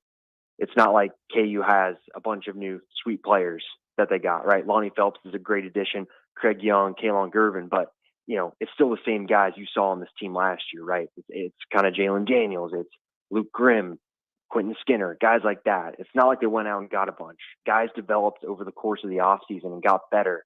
And then that's a testament to coaching more so than taking over a team, adding a couple transfers, and having your quarterback go crazy like that. Michael, one more last question on the gridiron in regard to the transfer portal, which officially opened up yesterday, and plenty of guys have gone in from other schools, a number from KU as well. Has anything surprised you either in terms of KU players who have entered or in terms of players who KU has shown interest in from other schools? Yeah, I'm surprised that not a single player entered yesterday from Kansas that hadn't already announced their intention to. That for me was a total shocker. I think this day and age, you just assume that there are going to be guys that enter the portal that were contributors or were guys that were on the 2 deep. And you're kind of looking at the list. I put it out on my Twitter feed earlier today. Like, KU really didn't lose a lot. And it's some guys that are kind of on the fringes of the 2 deep or the fringes of being able to be contributors. And I just think that's so huge. Lance Leipold has talked so much about continuity. And of course, right, you still got till, January 19th for this portal to be open. So things can change. And I do think that across college football, there will be another wave after the bowl games end. But at this point in time, it's a great look that Kansas is going to be able to maintain continuity that there wasn't an addition to the portal that makes everyone scramble and say, oh no, like where's the replacement for this guy going to come from, or what is Kansas going to do? No, it's a bunch of guys. You're like, okay, KU kind of has a ready-made replacement in-house that they can really deal with. So overall, that was probably what surprised me most. We're talking to Michael Swain from Fog.net and 24/7 Sports. It's the 23rd Street Brewery Jayhawk Weekly here on 580 Sports Talk. We do it every Tuesday at the bottom of the 4 o'clock hour. You can follow Michael as well at mswain247 on Twitter. I do want to get to basketball here, Michael. KU versus Mizzou coming up on Saturday. It'll be in Columbia, first game there since 2012. It's a full decade. You know that place is going to be rocking. What about this matchup do you think presents the biggest challenge for KU?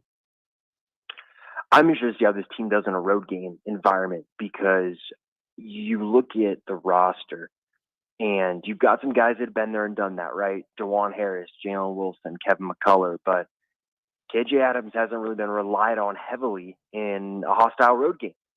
Look at some of the freshmen. They haven't done this before in a road game too.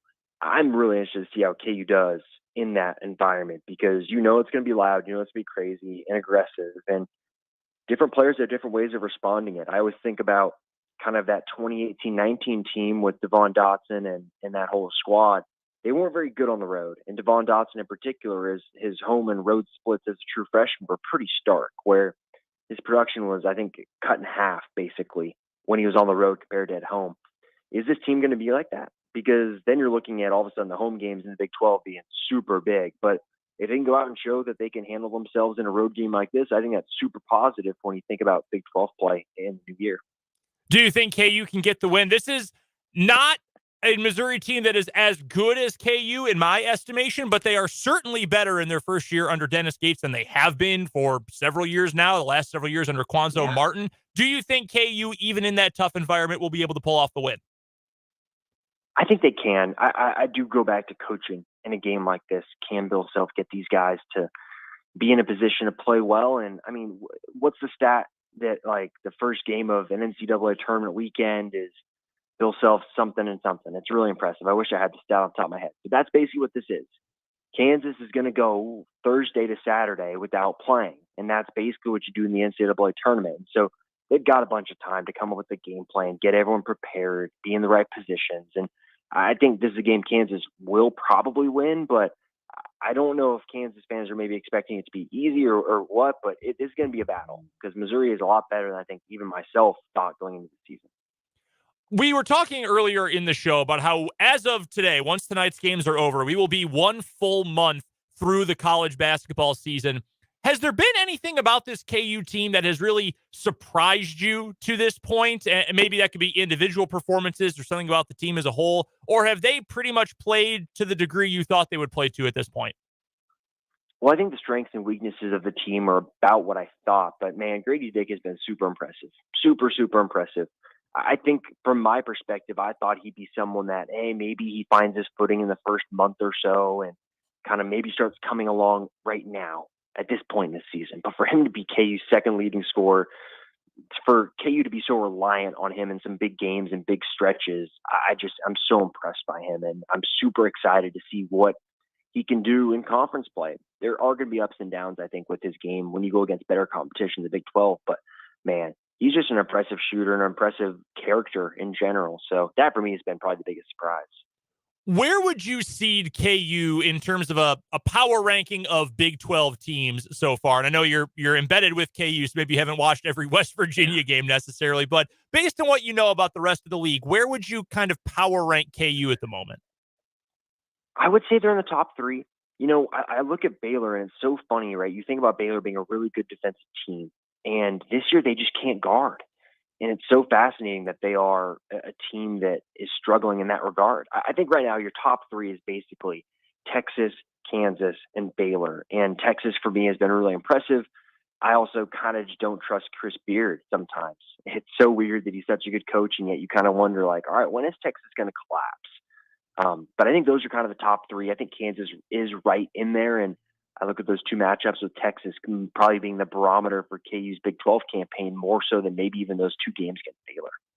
All right, Michael, last one. We'll get you out of here on this. And obviously coming up next week when we chat, we'll preview the game against Indiana, which is coming up next Saturday. But 3 more non-conference games before Big 12 play begins on December 31st.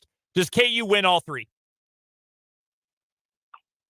Yeah, I think so.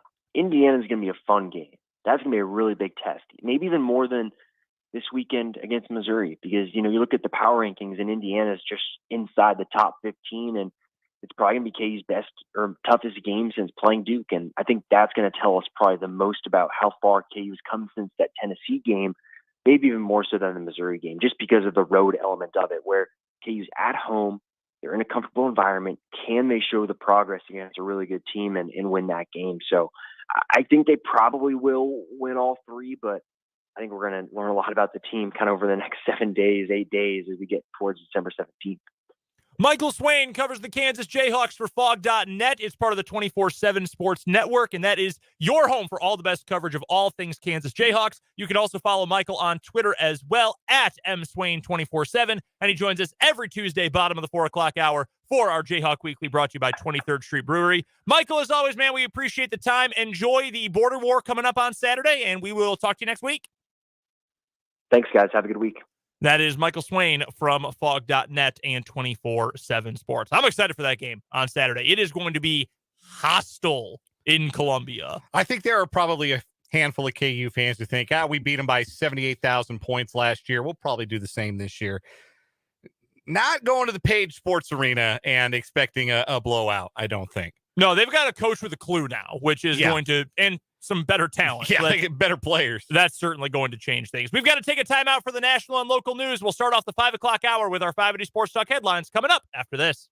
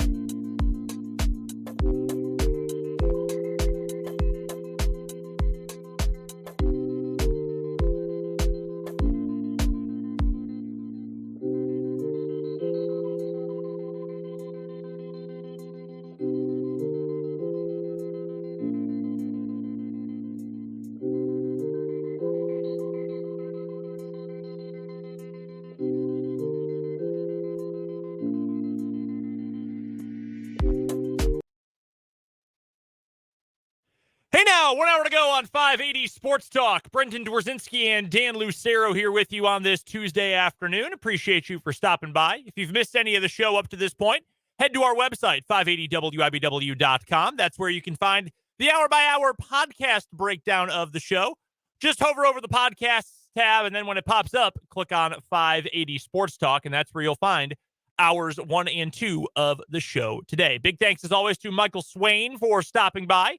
KU beat writer for Fog.net and in 24/7 Sports, talking all things Jayhawks. That was last hour. First hour of the show, we talked plenty about the Chiefs and their inability to finish games, played Random Question Tuesday, all that and more over on our website, 580wibw.com. If you've got thoughts about anything we're talking about today, feel free to chime in with your takes on the Big O Tires text line. 785-272-9429 is the text line number. And you are also welcome to watch us live on YouTube. Sports on 580 WIBW is the name of our YouTube channel. Leave a comment. We can see them. We can read them off just like their texts. So the comments section is open on YouTube, and you can, again, check out the live video stream of the show as well. Coming up on this final hour of 580 Sports Talk, we will get to K-State Hoops. The Cats are in action tonight. Pre-game at 6 o'clock, tip-off at 7 against Abilene Christian. We'll also talk a little bit about the lower classes of the NFL this year and just how many bad teams. There's been a lot of bad football, but how many bad teams or directionless teams there are this year.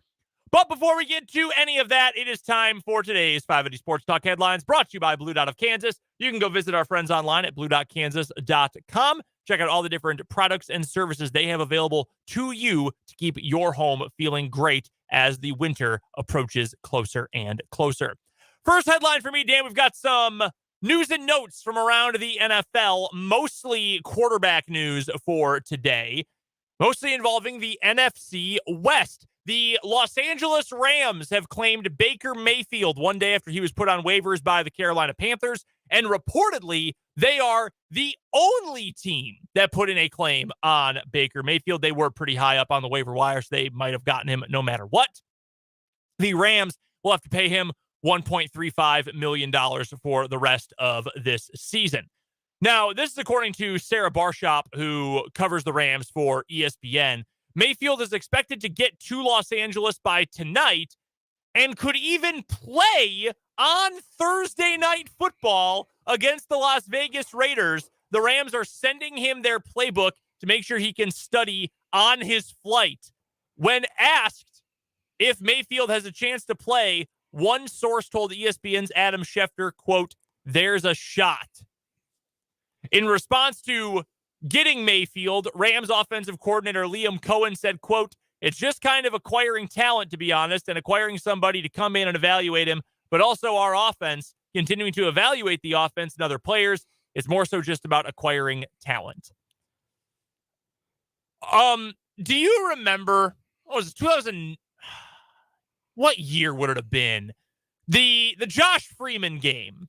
I think it was what, Vikings-Giants? Yeah. On Monday Night Football. Josh Freeman had been on the team for 4 days. Yeah. And it was one of the worst quarterback games ever played. I remember. Because it was I don't think we ever saw Josh Freeman again. I don't believe we did. Yeah, it was 2013. Okay. Yeah, there are like oral histories on twincities.com about 3 years after the debacle. Truly one of the worst quarterback games of all time. Baker Mayfield's had a bad year, and you're going to play him 2 days after signing him? That doesn't really seem very smart. Yeah, it was one thing when the 49ers acquired Christian McCaffrey on a Wednesday, and he learned enough of the playbook to play a handful of snaps against the Chiefs.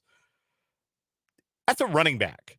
He needs to know, like, his role in the offense. The quarterback needs to know the whole offense. And the defense you'll be playing against. Right? No, that's insane. By the way, I was disrespectful to Josh Freeman.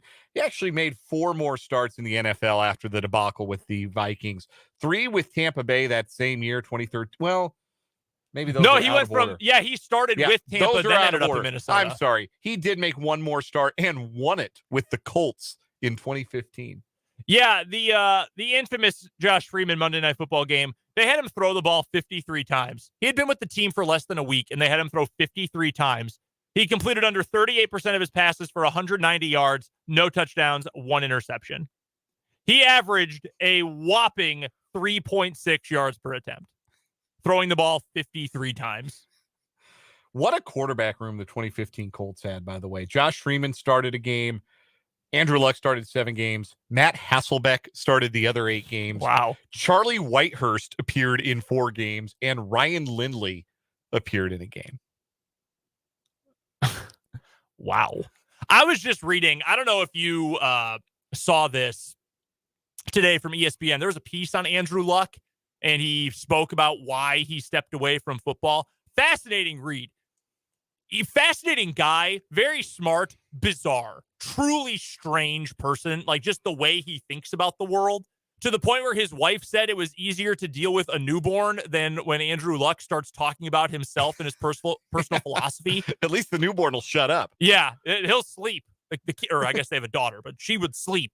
He just will talk about, like, why did I feel this way? Why did my life as a quarterback become this? To the point where she's like, shut up, please. But it was a fascinating read, truly. Would recommend that. Really worth reading. So the Rams have we've got hot stove news. We'll get to that in a minute. The Rams add Baker Mayfield. He's possibly going to start for them the rest of the season. The San Francisco 49ers might actually get their starting quarterback, that's kind of in quotes, Jimmy Garoppolo, back for the postseason. He does not have a Liz Frank injury. It is just a typical broken foot. He is not going to need surgery, and he could be back in 7 to 8 weeks. that would give him enough time to return for either the divisional round in 7 weeks or the championship round of the NFC playoffs in 8 weeks. How about that? That is significant. I saw someone point this out. I think it was Mike Tanier of Football Outsiders. The betting markets did not change for the 49ers Super Bowl odds after it was reported that Garoppolo was out for the year. That most places, their number did not change or did not change significantly. So maybe it was known from the beginning he might not actually be out for the entire year. So that's big for San Francisco if they could get him back for a playoff game.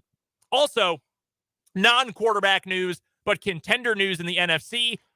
According to sources to ESPN's Ed Werder, the Cowboys are concerned about the physical abilities right now of Odell Beckham Jr. after running a physical on him when he visited the team this week. They are concerned he may not have progressed enough to guarantee he could play at any point this season, including the playoffs. They have been playing a deeply weird public game of footsie with Odell Beckham Jr. for the last month or so, and I think it has been telling that it has just been them. Because at first it was like it was a whole bunch of teams, right? Like there were other teams that Odell Beckham was kind of coyly referencing on social media. It was definitely more the Cowboys than anybody else, but there were some coy references to some other teams. And even some of the NFL insiders were saying things like, well, these teams might have some interest or these teams might be a fit. And for the last 3 weeks to a month, it's been nothing but, oh, he's going to sign with the Cowboys. It's a matter of time. Maybe those other teams came to their senses a little bit on realizing that, hey, maybe this guy isn't the deus ex machina for our offense. Yeah, that's certainly possible. The other thing this could be, too, is, oh, no, he's hurt. Don't sign him.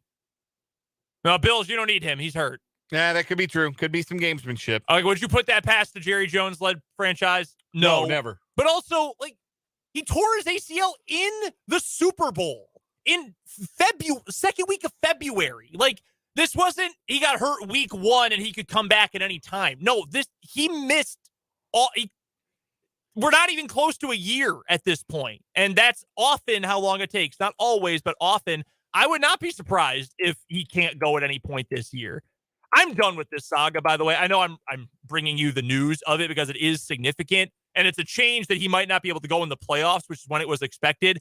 But I'm very much like, okay, he's like, if he joins the Cowboys, he's what, wide receiver 3 for 3 games at this point? Mm-hmm. I think we have put too much attention on Beckham, but because there's been so much attention, it is newsworthy. So those are your NFL news and notes to lead off our 580 Sports Talk headlines. I'll switch on our Blue Dot of Kansas headlines to some baseball headlines. You just mentioned some breaking hot stove news. Former National League Most Valuable Player Cody Bellinger has a new home, and it's the north side of Chicago. A 1-year, $17.5 million deal with the Chicago Cubs. It was always likely that Bellinger, the 2019 MVP, would take a short-term deal to try and rebuild his value on the market. Why does he need to rebuild his value, you ask? Well, from 2017, his Rookie of the Year season, to 2019, his MVP year, Bellinger batted .278 with an on-base plus slugging of .928 and hit 111 home runs. From 2020 to 2022, Bellinger has hit .203 with a .648 on base plus slugging and has managed just 41 home runs. This past season for the Dodgers, appeared in 144 games, hit .210 with 19 homers, 68 runs driven in. Still a versatile and athletically gifted player, but there's a chance that the shoulder is just lunch meat and that he can no longer drive the ball as authoritatively as he did when he was in his early 20s as he moves into his mid-20s. I would have been totally fine if it had been my favorite baseball team that took the gamble on the talent and the previously displayed level of top-tier performance, but it is the Cubs who win the bidding for Cody Bellinger. Yeah, I'm all right with that. I think it's a fine move. It's not what Cubs fans have been begging for, which is one of the big shortstop names that's on the market, but you got to add more talent, and the upside is he's still a good defender, and maybe it works out offensively. He has a reclamation year, and if he sucks, it's a 1-year deal.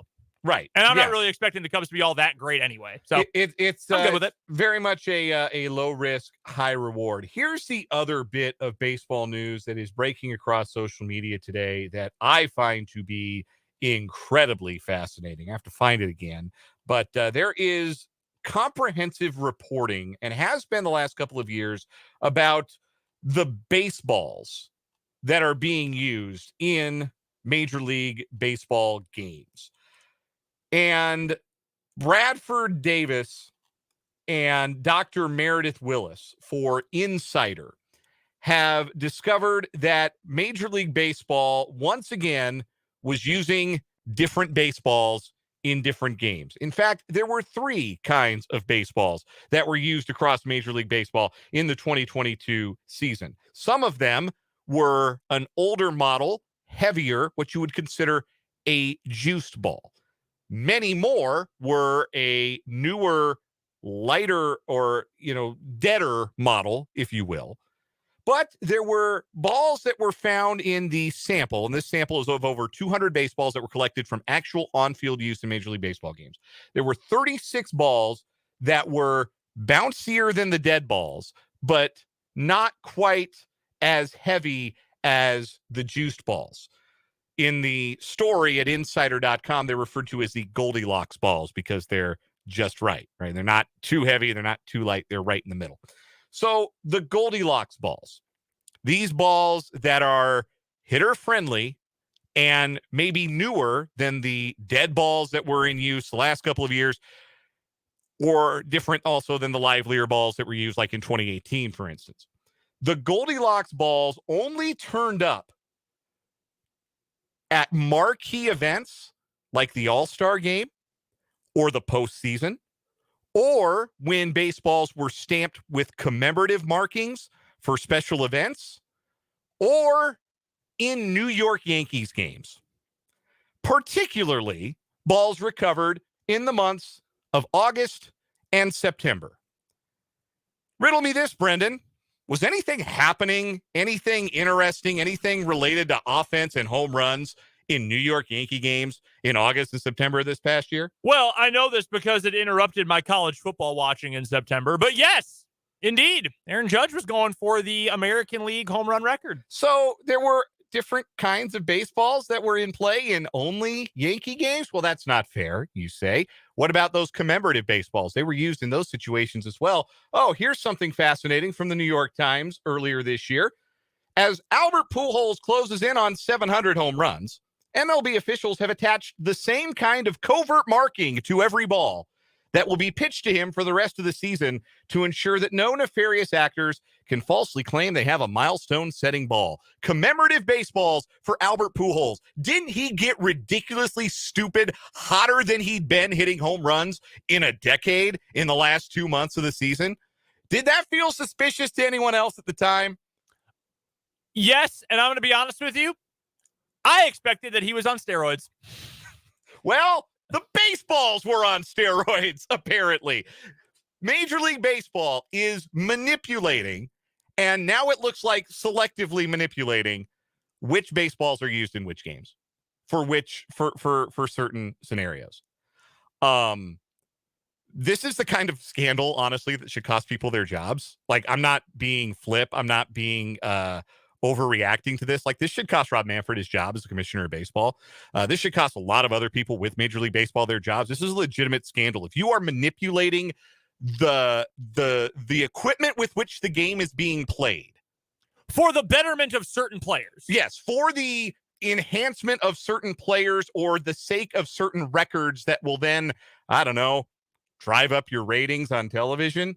Yeah, this is such a bad look for Major League Baseball. Also, not for me to tell you what to do or not do with your money, but maybe think twice about betting totals in Major League Baseball games moving forward until you know that the ball is uniform. No, I don't know. You're spot on with that.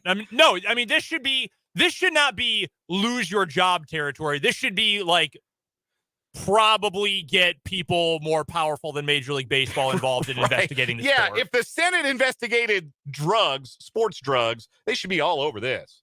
When you consider the gambling aspect of it, yeah, it seems like a pretty big deal. By the way, just to your point about Albert Pujols, in case anyone thought, well, I don't know about this, I can tell you that and I got to get Baseball Reference to work for me here. I'll just read it to you this way. Albert Pujols in 2022, you can have his month-by-month breakdown on Baseball Reference. He had 267 in April and March and April, 188 in May, 158 in June. In those 3 months combined, he hit a whopping grand total of 4 home runs. Then in July, he hit 320, and he slugged 580. His OPS was 944 in, again, limited games. He only started 12 games. He played 18 in total.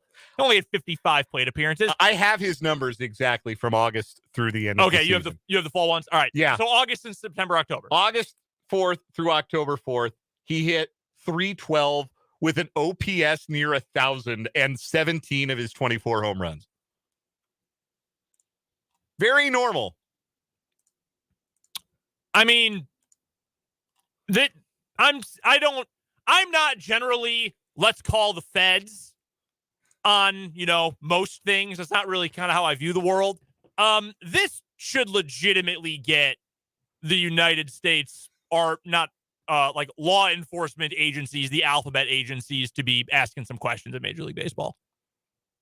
And I don't think I'm being over the top about that. Like, there is a lot of money at stake when you talk about things like gambling. And if you are a gambler and you said, damn, I lost like 17 different bets on Yankees unders by 1 run, I would be pretty PO'd about that. That's also a lot of bets on the same thing if you keep losing, but you understand my point. Right. Only bet the same thing over and over again if you're winning on it, like Denver Broncos unders. Yes, the bank. The Bronco under bank and trust. No, this is bonkers. I mean, this is verifiable stuff. They've weighed these baseballs. There's a source code that's stitched inside the baseballs. They've taken them apart. Dr. Meredith Willis is the name. Bradford William Davis is the writer. Dr. Meredith Willis is the scientist, and they've done the work for Insider.com. This is generally scandalous type stuff. Like, they are manipulating the equipment. And in doing so, they are doing so for a specific result. More home runs for Aaron Judge and more home runs for Albert Pujols. It would appear that is what is at play here. Like, this isn't conspiracy theory stuff. I don't feel like Alex Jones sitting back here ranting and raving. Like, this is real. This is authentic stuff. This isn't fluoride in the water. This is real. That turns the baseball's juice. That's true, though. And really, I mean, this should be the end for Rob Manfred, and it should be the end for a lot of people who have a lot of power in baseball. We'll see if people follow up on it. A texter on the Big O Tires text line from the 785 says Manfred wouldn't have thought of that. Well, and see, the funny thing is, you know what you could actually do to improve TV ratings? Maybe focus on making sure you make the best of baseball as it is, instead of manipulating the game and coming up with nonsense playground rules. Maybe that'd be a good way to do it. And then just say, oh, well, it's Aaron Judge on TV, or it's an Albert Pujols home run chase, or it's the postseason. People want to see some dingers. Let's manipulate the baseball a little bit. And again, you want proof that Rob Manfred does not like or care about baseball? Here you go. You would not stand for this in any other sport. Tom Brady got suspended for 4 games for deflating some footballs.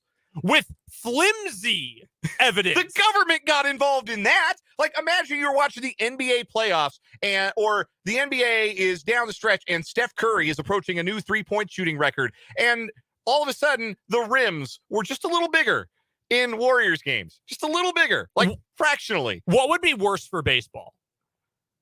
To have baseball get dinged badly by this and to have it become a full-blown publicized scandal? Or for people in power to say, it's baseball, who cares? So, no, seriously, like, what would be worse for the game? I think it might be the latter. Because at the very least, if heads are rolling, you're going to get people who say, oh, well, at least Manfred's gone. Yeah. It's bad either way. Yeah, it's really bad. And especially how deep Major League Baseball's involved with gambling these days, anyhow. Like, you can't be doing anything to manipulate your product on a night by night basis that way with all that money that's at stake. Like that's, I don't want to say fraud, but I don't have a better word for it. It kind of is, though. You're Yeah. expecting one product, and the entity that's providing it is intentionally hiding their manipulation of said product. Attempting to manipulate the outcome in that way. Yeah. That sure feels like fraud to me. One other real quick headline I want to get to, because we do have to get to a commercial break here. Back to college football, some more quarterback news for you today. JT Daniels is in the transfer portal. If that sounds familiar, it's because he's already transferred to now 2 different schools, and he's been to 3 in total. Started his career at USC, transferred to Georgia, got Wally pipped by Stetson Bennett, went to West Virginia this year, really didn't work out, and now he's out again. And he's going to try to find a 4th school. There's like, if you're a Power 5 school, you can't offer this dude a scholarship. I think it's kind of been proven that he's not really that guy at the Power 5 level. I think he maybe he'll light it up somewhere else.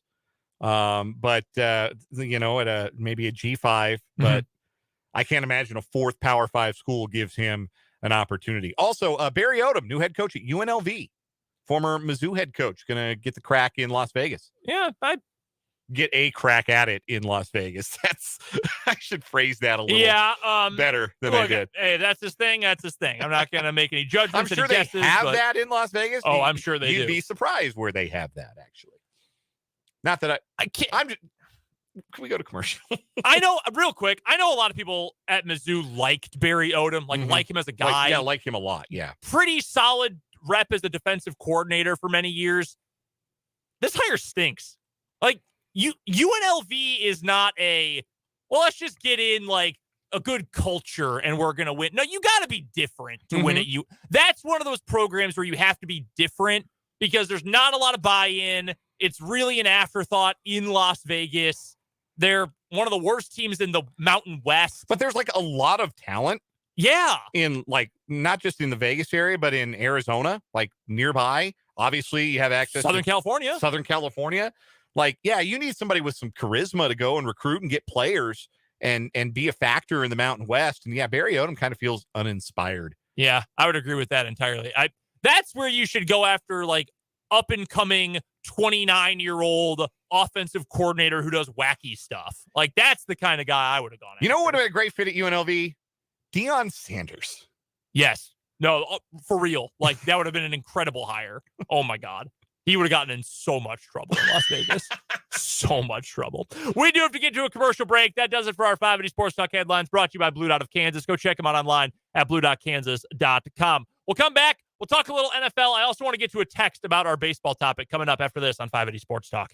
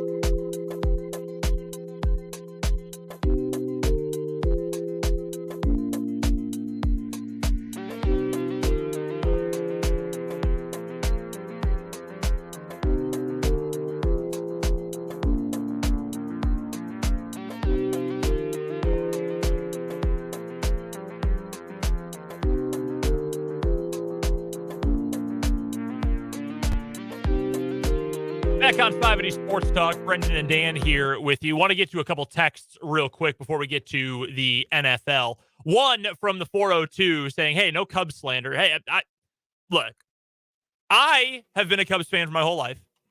I have also been very pessimistic about the franchise's effort to do anything of note or anything meaningful this offseason. I like the Cody Bellinger move, though. I'm very happy with the Cody Bellinger move. I think that was smart. We'll see if anything else happens. I bet it's going to be Dansby Swanson, if I had to guess, which a lot of Cubs fans don't really seem all that enthused about, but hey, at least they would. He's a good player. At least they'd be kind of trying. The other text I wanted to get to from the 785 in regard to the baseball balls story is this Black Sox territory.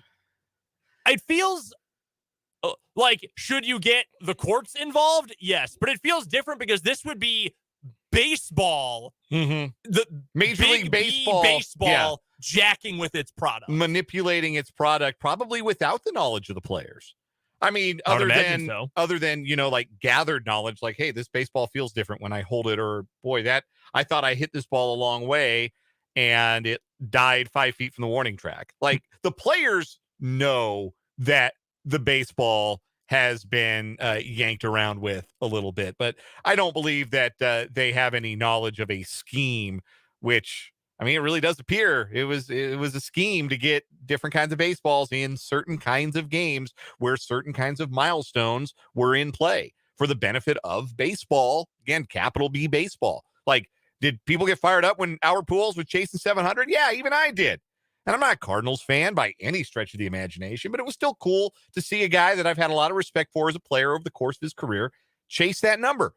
I'm not a Yankee fan by any means, but it was cool to see Aaron Judge hit 60 home runs because that's rare. That's really, really rare. Even if you include, I'm not one that discounts the steroid guys because I don't care what you're taking. You still have to hit the ball.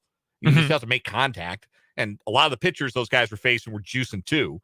You still got to, there's still skill involved. 60 home runs is still stupid rare. If it was easy to do it because of steroids, then more guys would have done it than just the 3 who did. So I enjoyed all that stuff, but Major League Baseball knew we would too, and then manipulated it to make it happen.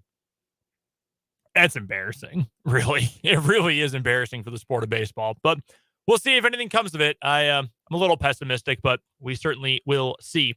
I did want to get to this just because I thought about it last night during Monday Night Football.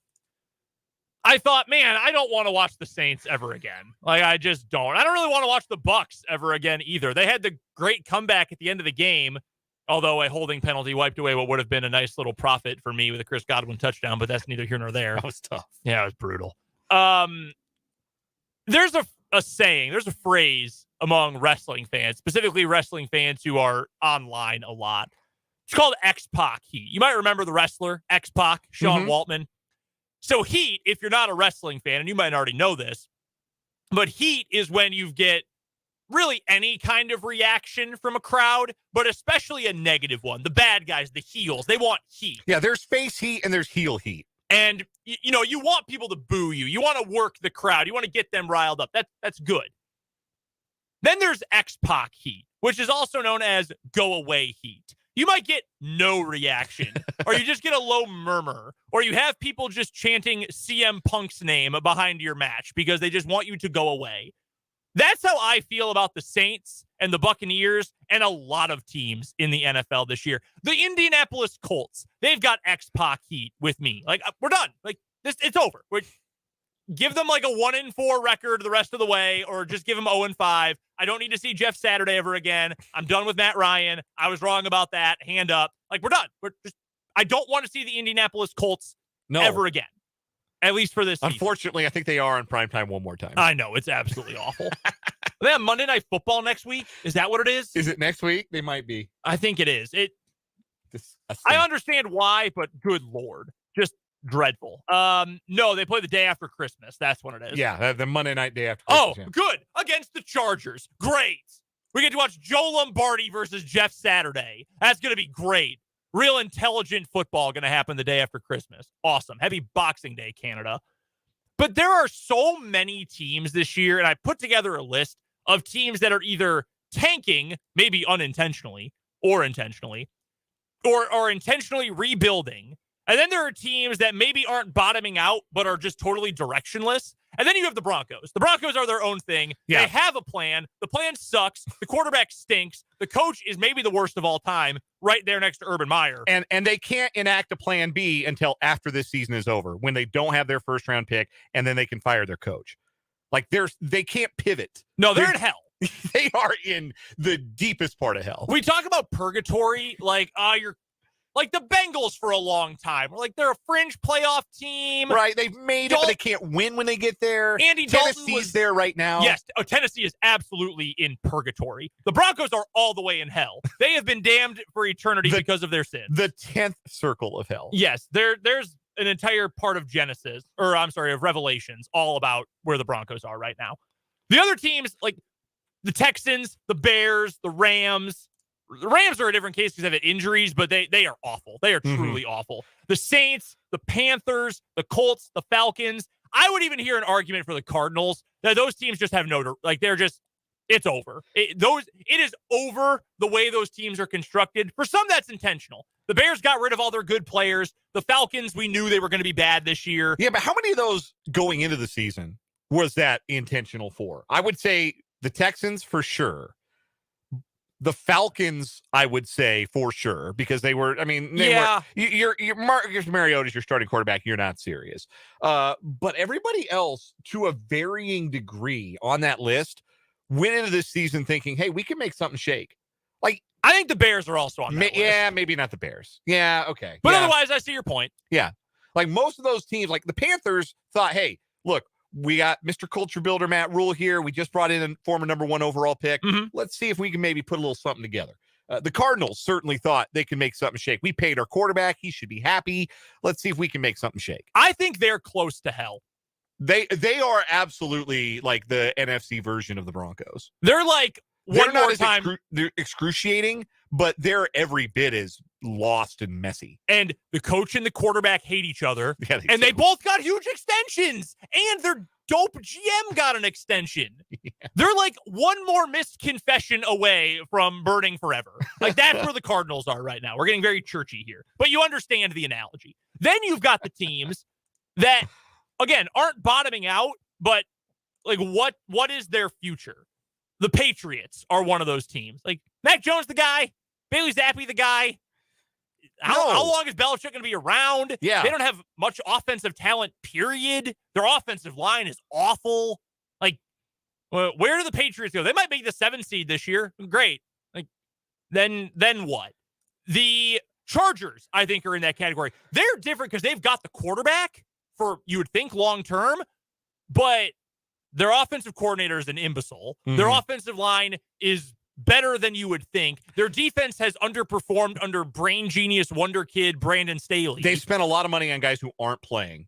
Yes, which is not good. You don't want that. The Buccaneers are not good. They're going to win their division, but they're not good. No. Brady doesn't want to be there. He looks old as hell. That roster's going to fall apart eventually. Their handpicked head coach to replace Bruce Arians is awful at the job. I don't think Byron Leftwich is all that good as I don't think he is as good of an offensive coordinator as we were led to believe he would be. And then the other team I've got, who you already mentioned, is the Titans. Like, if Malik Willis is a guy, you could see it, but we don't know that he's a guy. Yeah, and the early returns weren't super promising and on that either. And they fired their GM while they're leading their division. Yeah, which is not usually a sign that you're thrilled about the way the roster is being built. Like, it's really rare that GMs get fired while their team is in the midst of winning. Like, you get fired because you've made mistakes in the roster process and come back and bite you. Like, Exhibit A, John Dorsey with the Chiefs. Yeah. John Dorsey handed out a lot of big extensions that were bad ideas and turned south. And the only reason that the Chiefs are in the spot that they're in right now is because they were able to duct tape over it with some really great drafting, prime among them, number 15. So if you add all those teams together, and by the way, we didn't get to it in the headlines because we had a bunch of other stuff to get to, but John Robinson, the longtime GM of the Titans, was fired today. He got fired because of A.J. Brown. Yeah. Among other things, but getting clowned by the dude you intentionally didn't give a fair contract to, pretty easy excuse to get him out the paint. So all those teams we mentioned, including the Broncos, that's 40.6% of the NFL. Yeah, and I don't want them on my TV for any reason. Any of them. like, is there even an excuse for any of them? You could maybe say the Bears if you want to watch Justin Fields. Yeah, That's Justin it. Fields appears like he's getting better. Like there's a year 2 step in the right direction for him, which is the best case scenario for this Bears season. But yeah, any of those other teams, like I don't want to watch. I absolutely, if you put the Atlanta Falcons on my television, I am going to throw something through it. There's just no reason to watch any of those other teams. And I guess there's not really like a discussion point to this. It's just, it really sucks. There's a lot of bad football out there. There's been a lot of bad football, and a lot of it is just because we now know who we're at a point. This happens every year. Like, okay, we know the contenders and pretenders by now, but it's not even just pretenders. Like, there's a cliff between even watchable football and where these teams are. We felt like this might be the case even at the 25% mark of the season. We talked about, boy, there seems to be a lot of kind of crummy football being played. Points are down. Some teams we thought were going to be really good look like they've taken a hard left turn towards Sucktown. But it was a small sample size. You know, you always think, well, maybe things will bounce back. Maybe some of these teams will bounce back. And no, the exact opposite has happened. Like things have gotten decidedly worse for most of the teams we mentioned. A lot of the teams we mentioned are in a worse spot now than they were a quarter of the way through the season. The Broncos, the Rams. So yeah, it's just there's a lot of bad and displeasing to the eye football out there this season. A couple texts I want to get to real quick before we get to a commercial. One from the 785 says, is the Broncos Stanford-educated GM playing three-dimensional chess while everyone else is playing tiddlywinks? Now, remember, John Elway's not your GM in Denver anymore. Instead, it's George Payton, who went to his own smart school. He went to UCLA. Yeah, George Payton hired Nathaniel Hackett, and that's the kind of hire that when you make it, you don't get to make another one. And the new ownership didn't hire George Payton. I would be working on my resume if I were George Payton. They hired him with the thought that they could get Aaron Rodgers. And then 100%. It didn't work out because the Packers were like, no, why would we do that? And people want to lie on that. Like, you don't have to lie. Like it's very obvious. Also, one other text from the 785 in regard to last night's Super Boost bad beat. Our texter says, I took the same bad beat, Brendan. I wanted to throw up. The bet was the three best receivers in the game, Olave, Evans, and Godwin, combined to have 125 yards and a touchdown. That's it. That's all. And they got the yards easy. With like 8 minutes left in the game.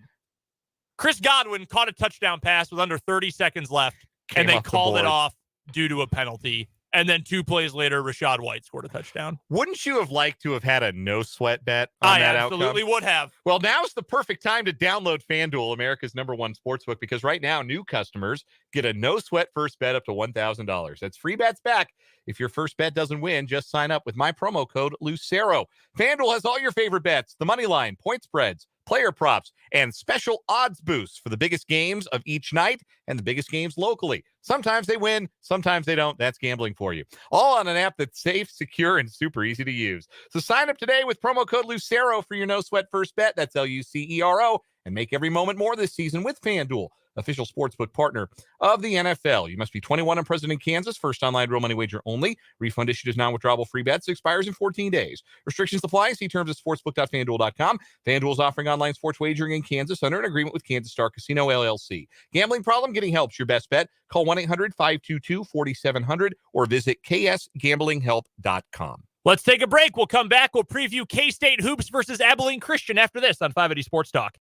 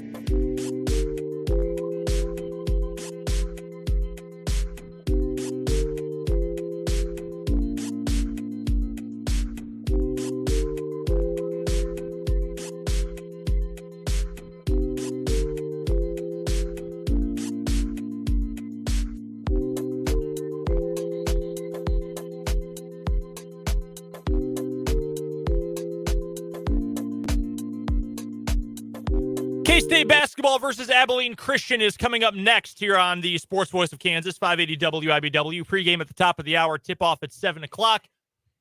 What are you hoping to see out of the Cats tonight?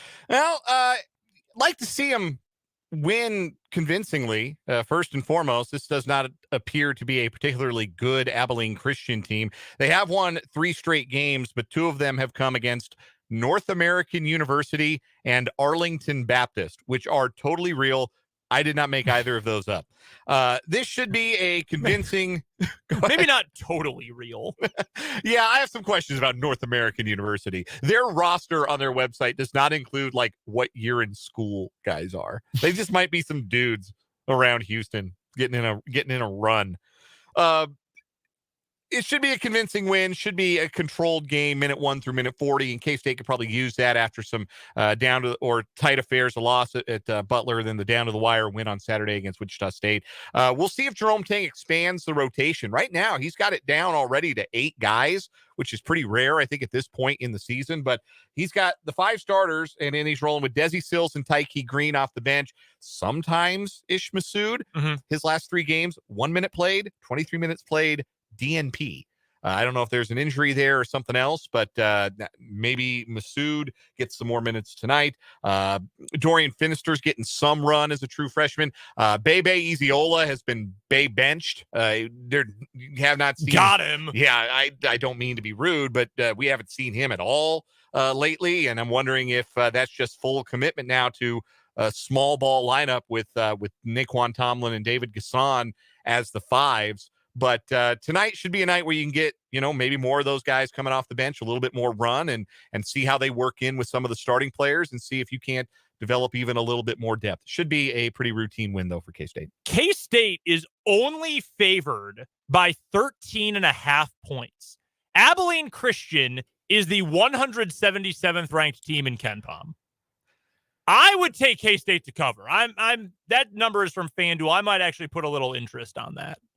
Yeah, K-State should win by at least 14 points. I would think so.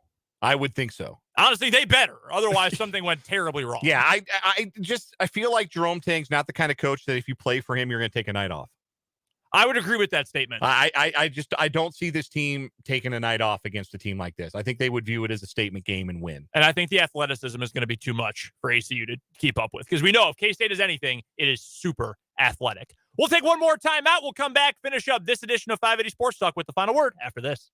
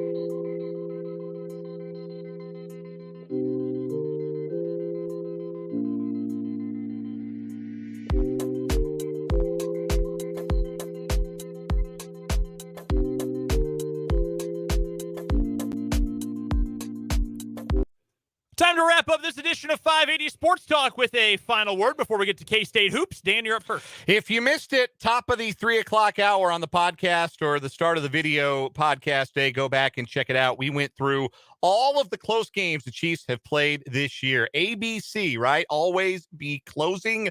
The Chiefs are having trouble closing, and it's not just a defense problem either, though it was against the Bengals. The Chiefs' offense has had chances to put games to bed, drive nails into coffins, and they just haven't been able to get the job done. Good news is, with a play caller like Andy Reid and a quarterback like Patrick Mahomes, you like their chances of doing it more often than not, but they've got to be more aggressive and they've got to be more ruthless, because what does it take in the AFC? It takes brass bleeping balls to win in the AFC. Man, I love Glenn Ross. I'm glad I got to reference it today. Final word for me is in regard to the story we got to in headlines about Major League Baseball manipulating the balls in certain cases, like in playoff games or in games in which Aaron Judge was chasing the American League home run record. I'm not going to get overly emotional about it, but I will leave it at this. Authorities should get involved. The Alphabet Agency should probably get involved with this. There is a lot of money at stake. There are a lot of players who are probably unaware factually of the facts of the case, that they were being lied to and that their equipment was being manipulated without their consent to it. And if that's the case, heads should roll across Major League Baseball. And that starts with one man above all else, and that is Rob Manfred and all of his cronies who support his nonsense as well. That does it for 580 Sports Talk on this Tuesday. Thank you so much for joining us throughout the day. If you missed any of the show, head to 580wibw.com. Go to the podcast tab, click on 580 Sports Talk. That's where you'll find the hour-by-hour breakdown of the show. Coming up tomorrow, we will be live from the T-Box at 906 South Kansas Avenue in downtown Topeka. Our closest to the pin competition will be going on. We'll have Athletes of the Week, Tim Fitzgerald, and so much more. That's coming up tomorrow. Until then, for Dan, I'm Brendan. We'll see you at the T-Box on 580 Sports Talk.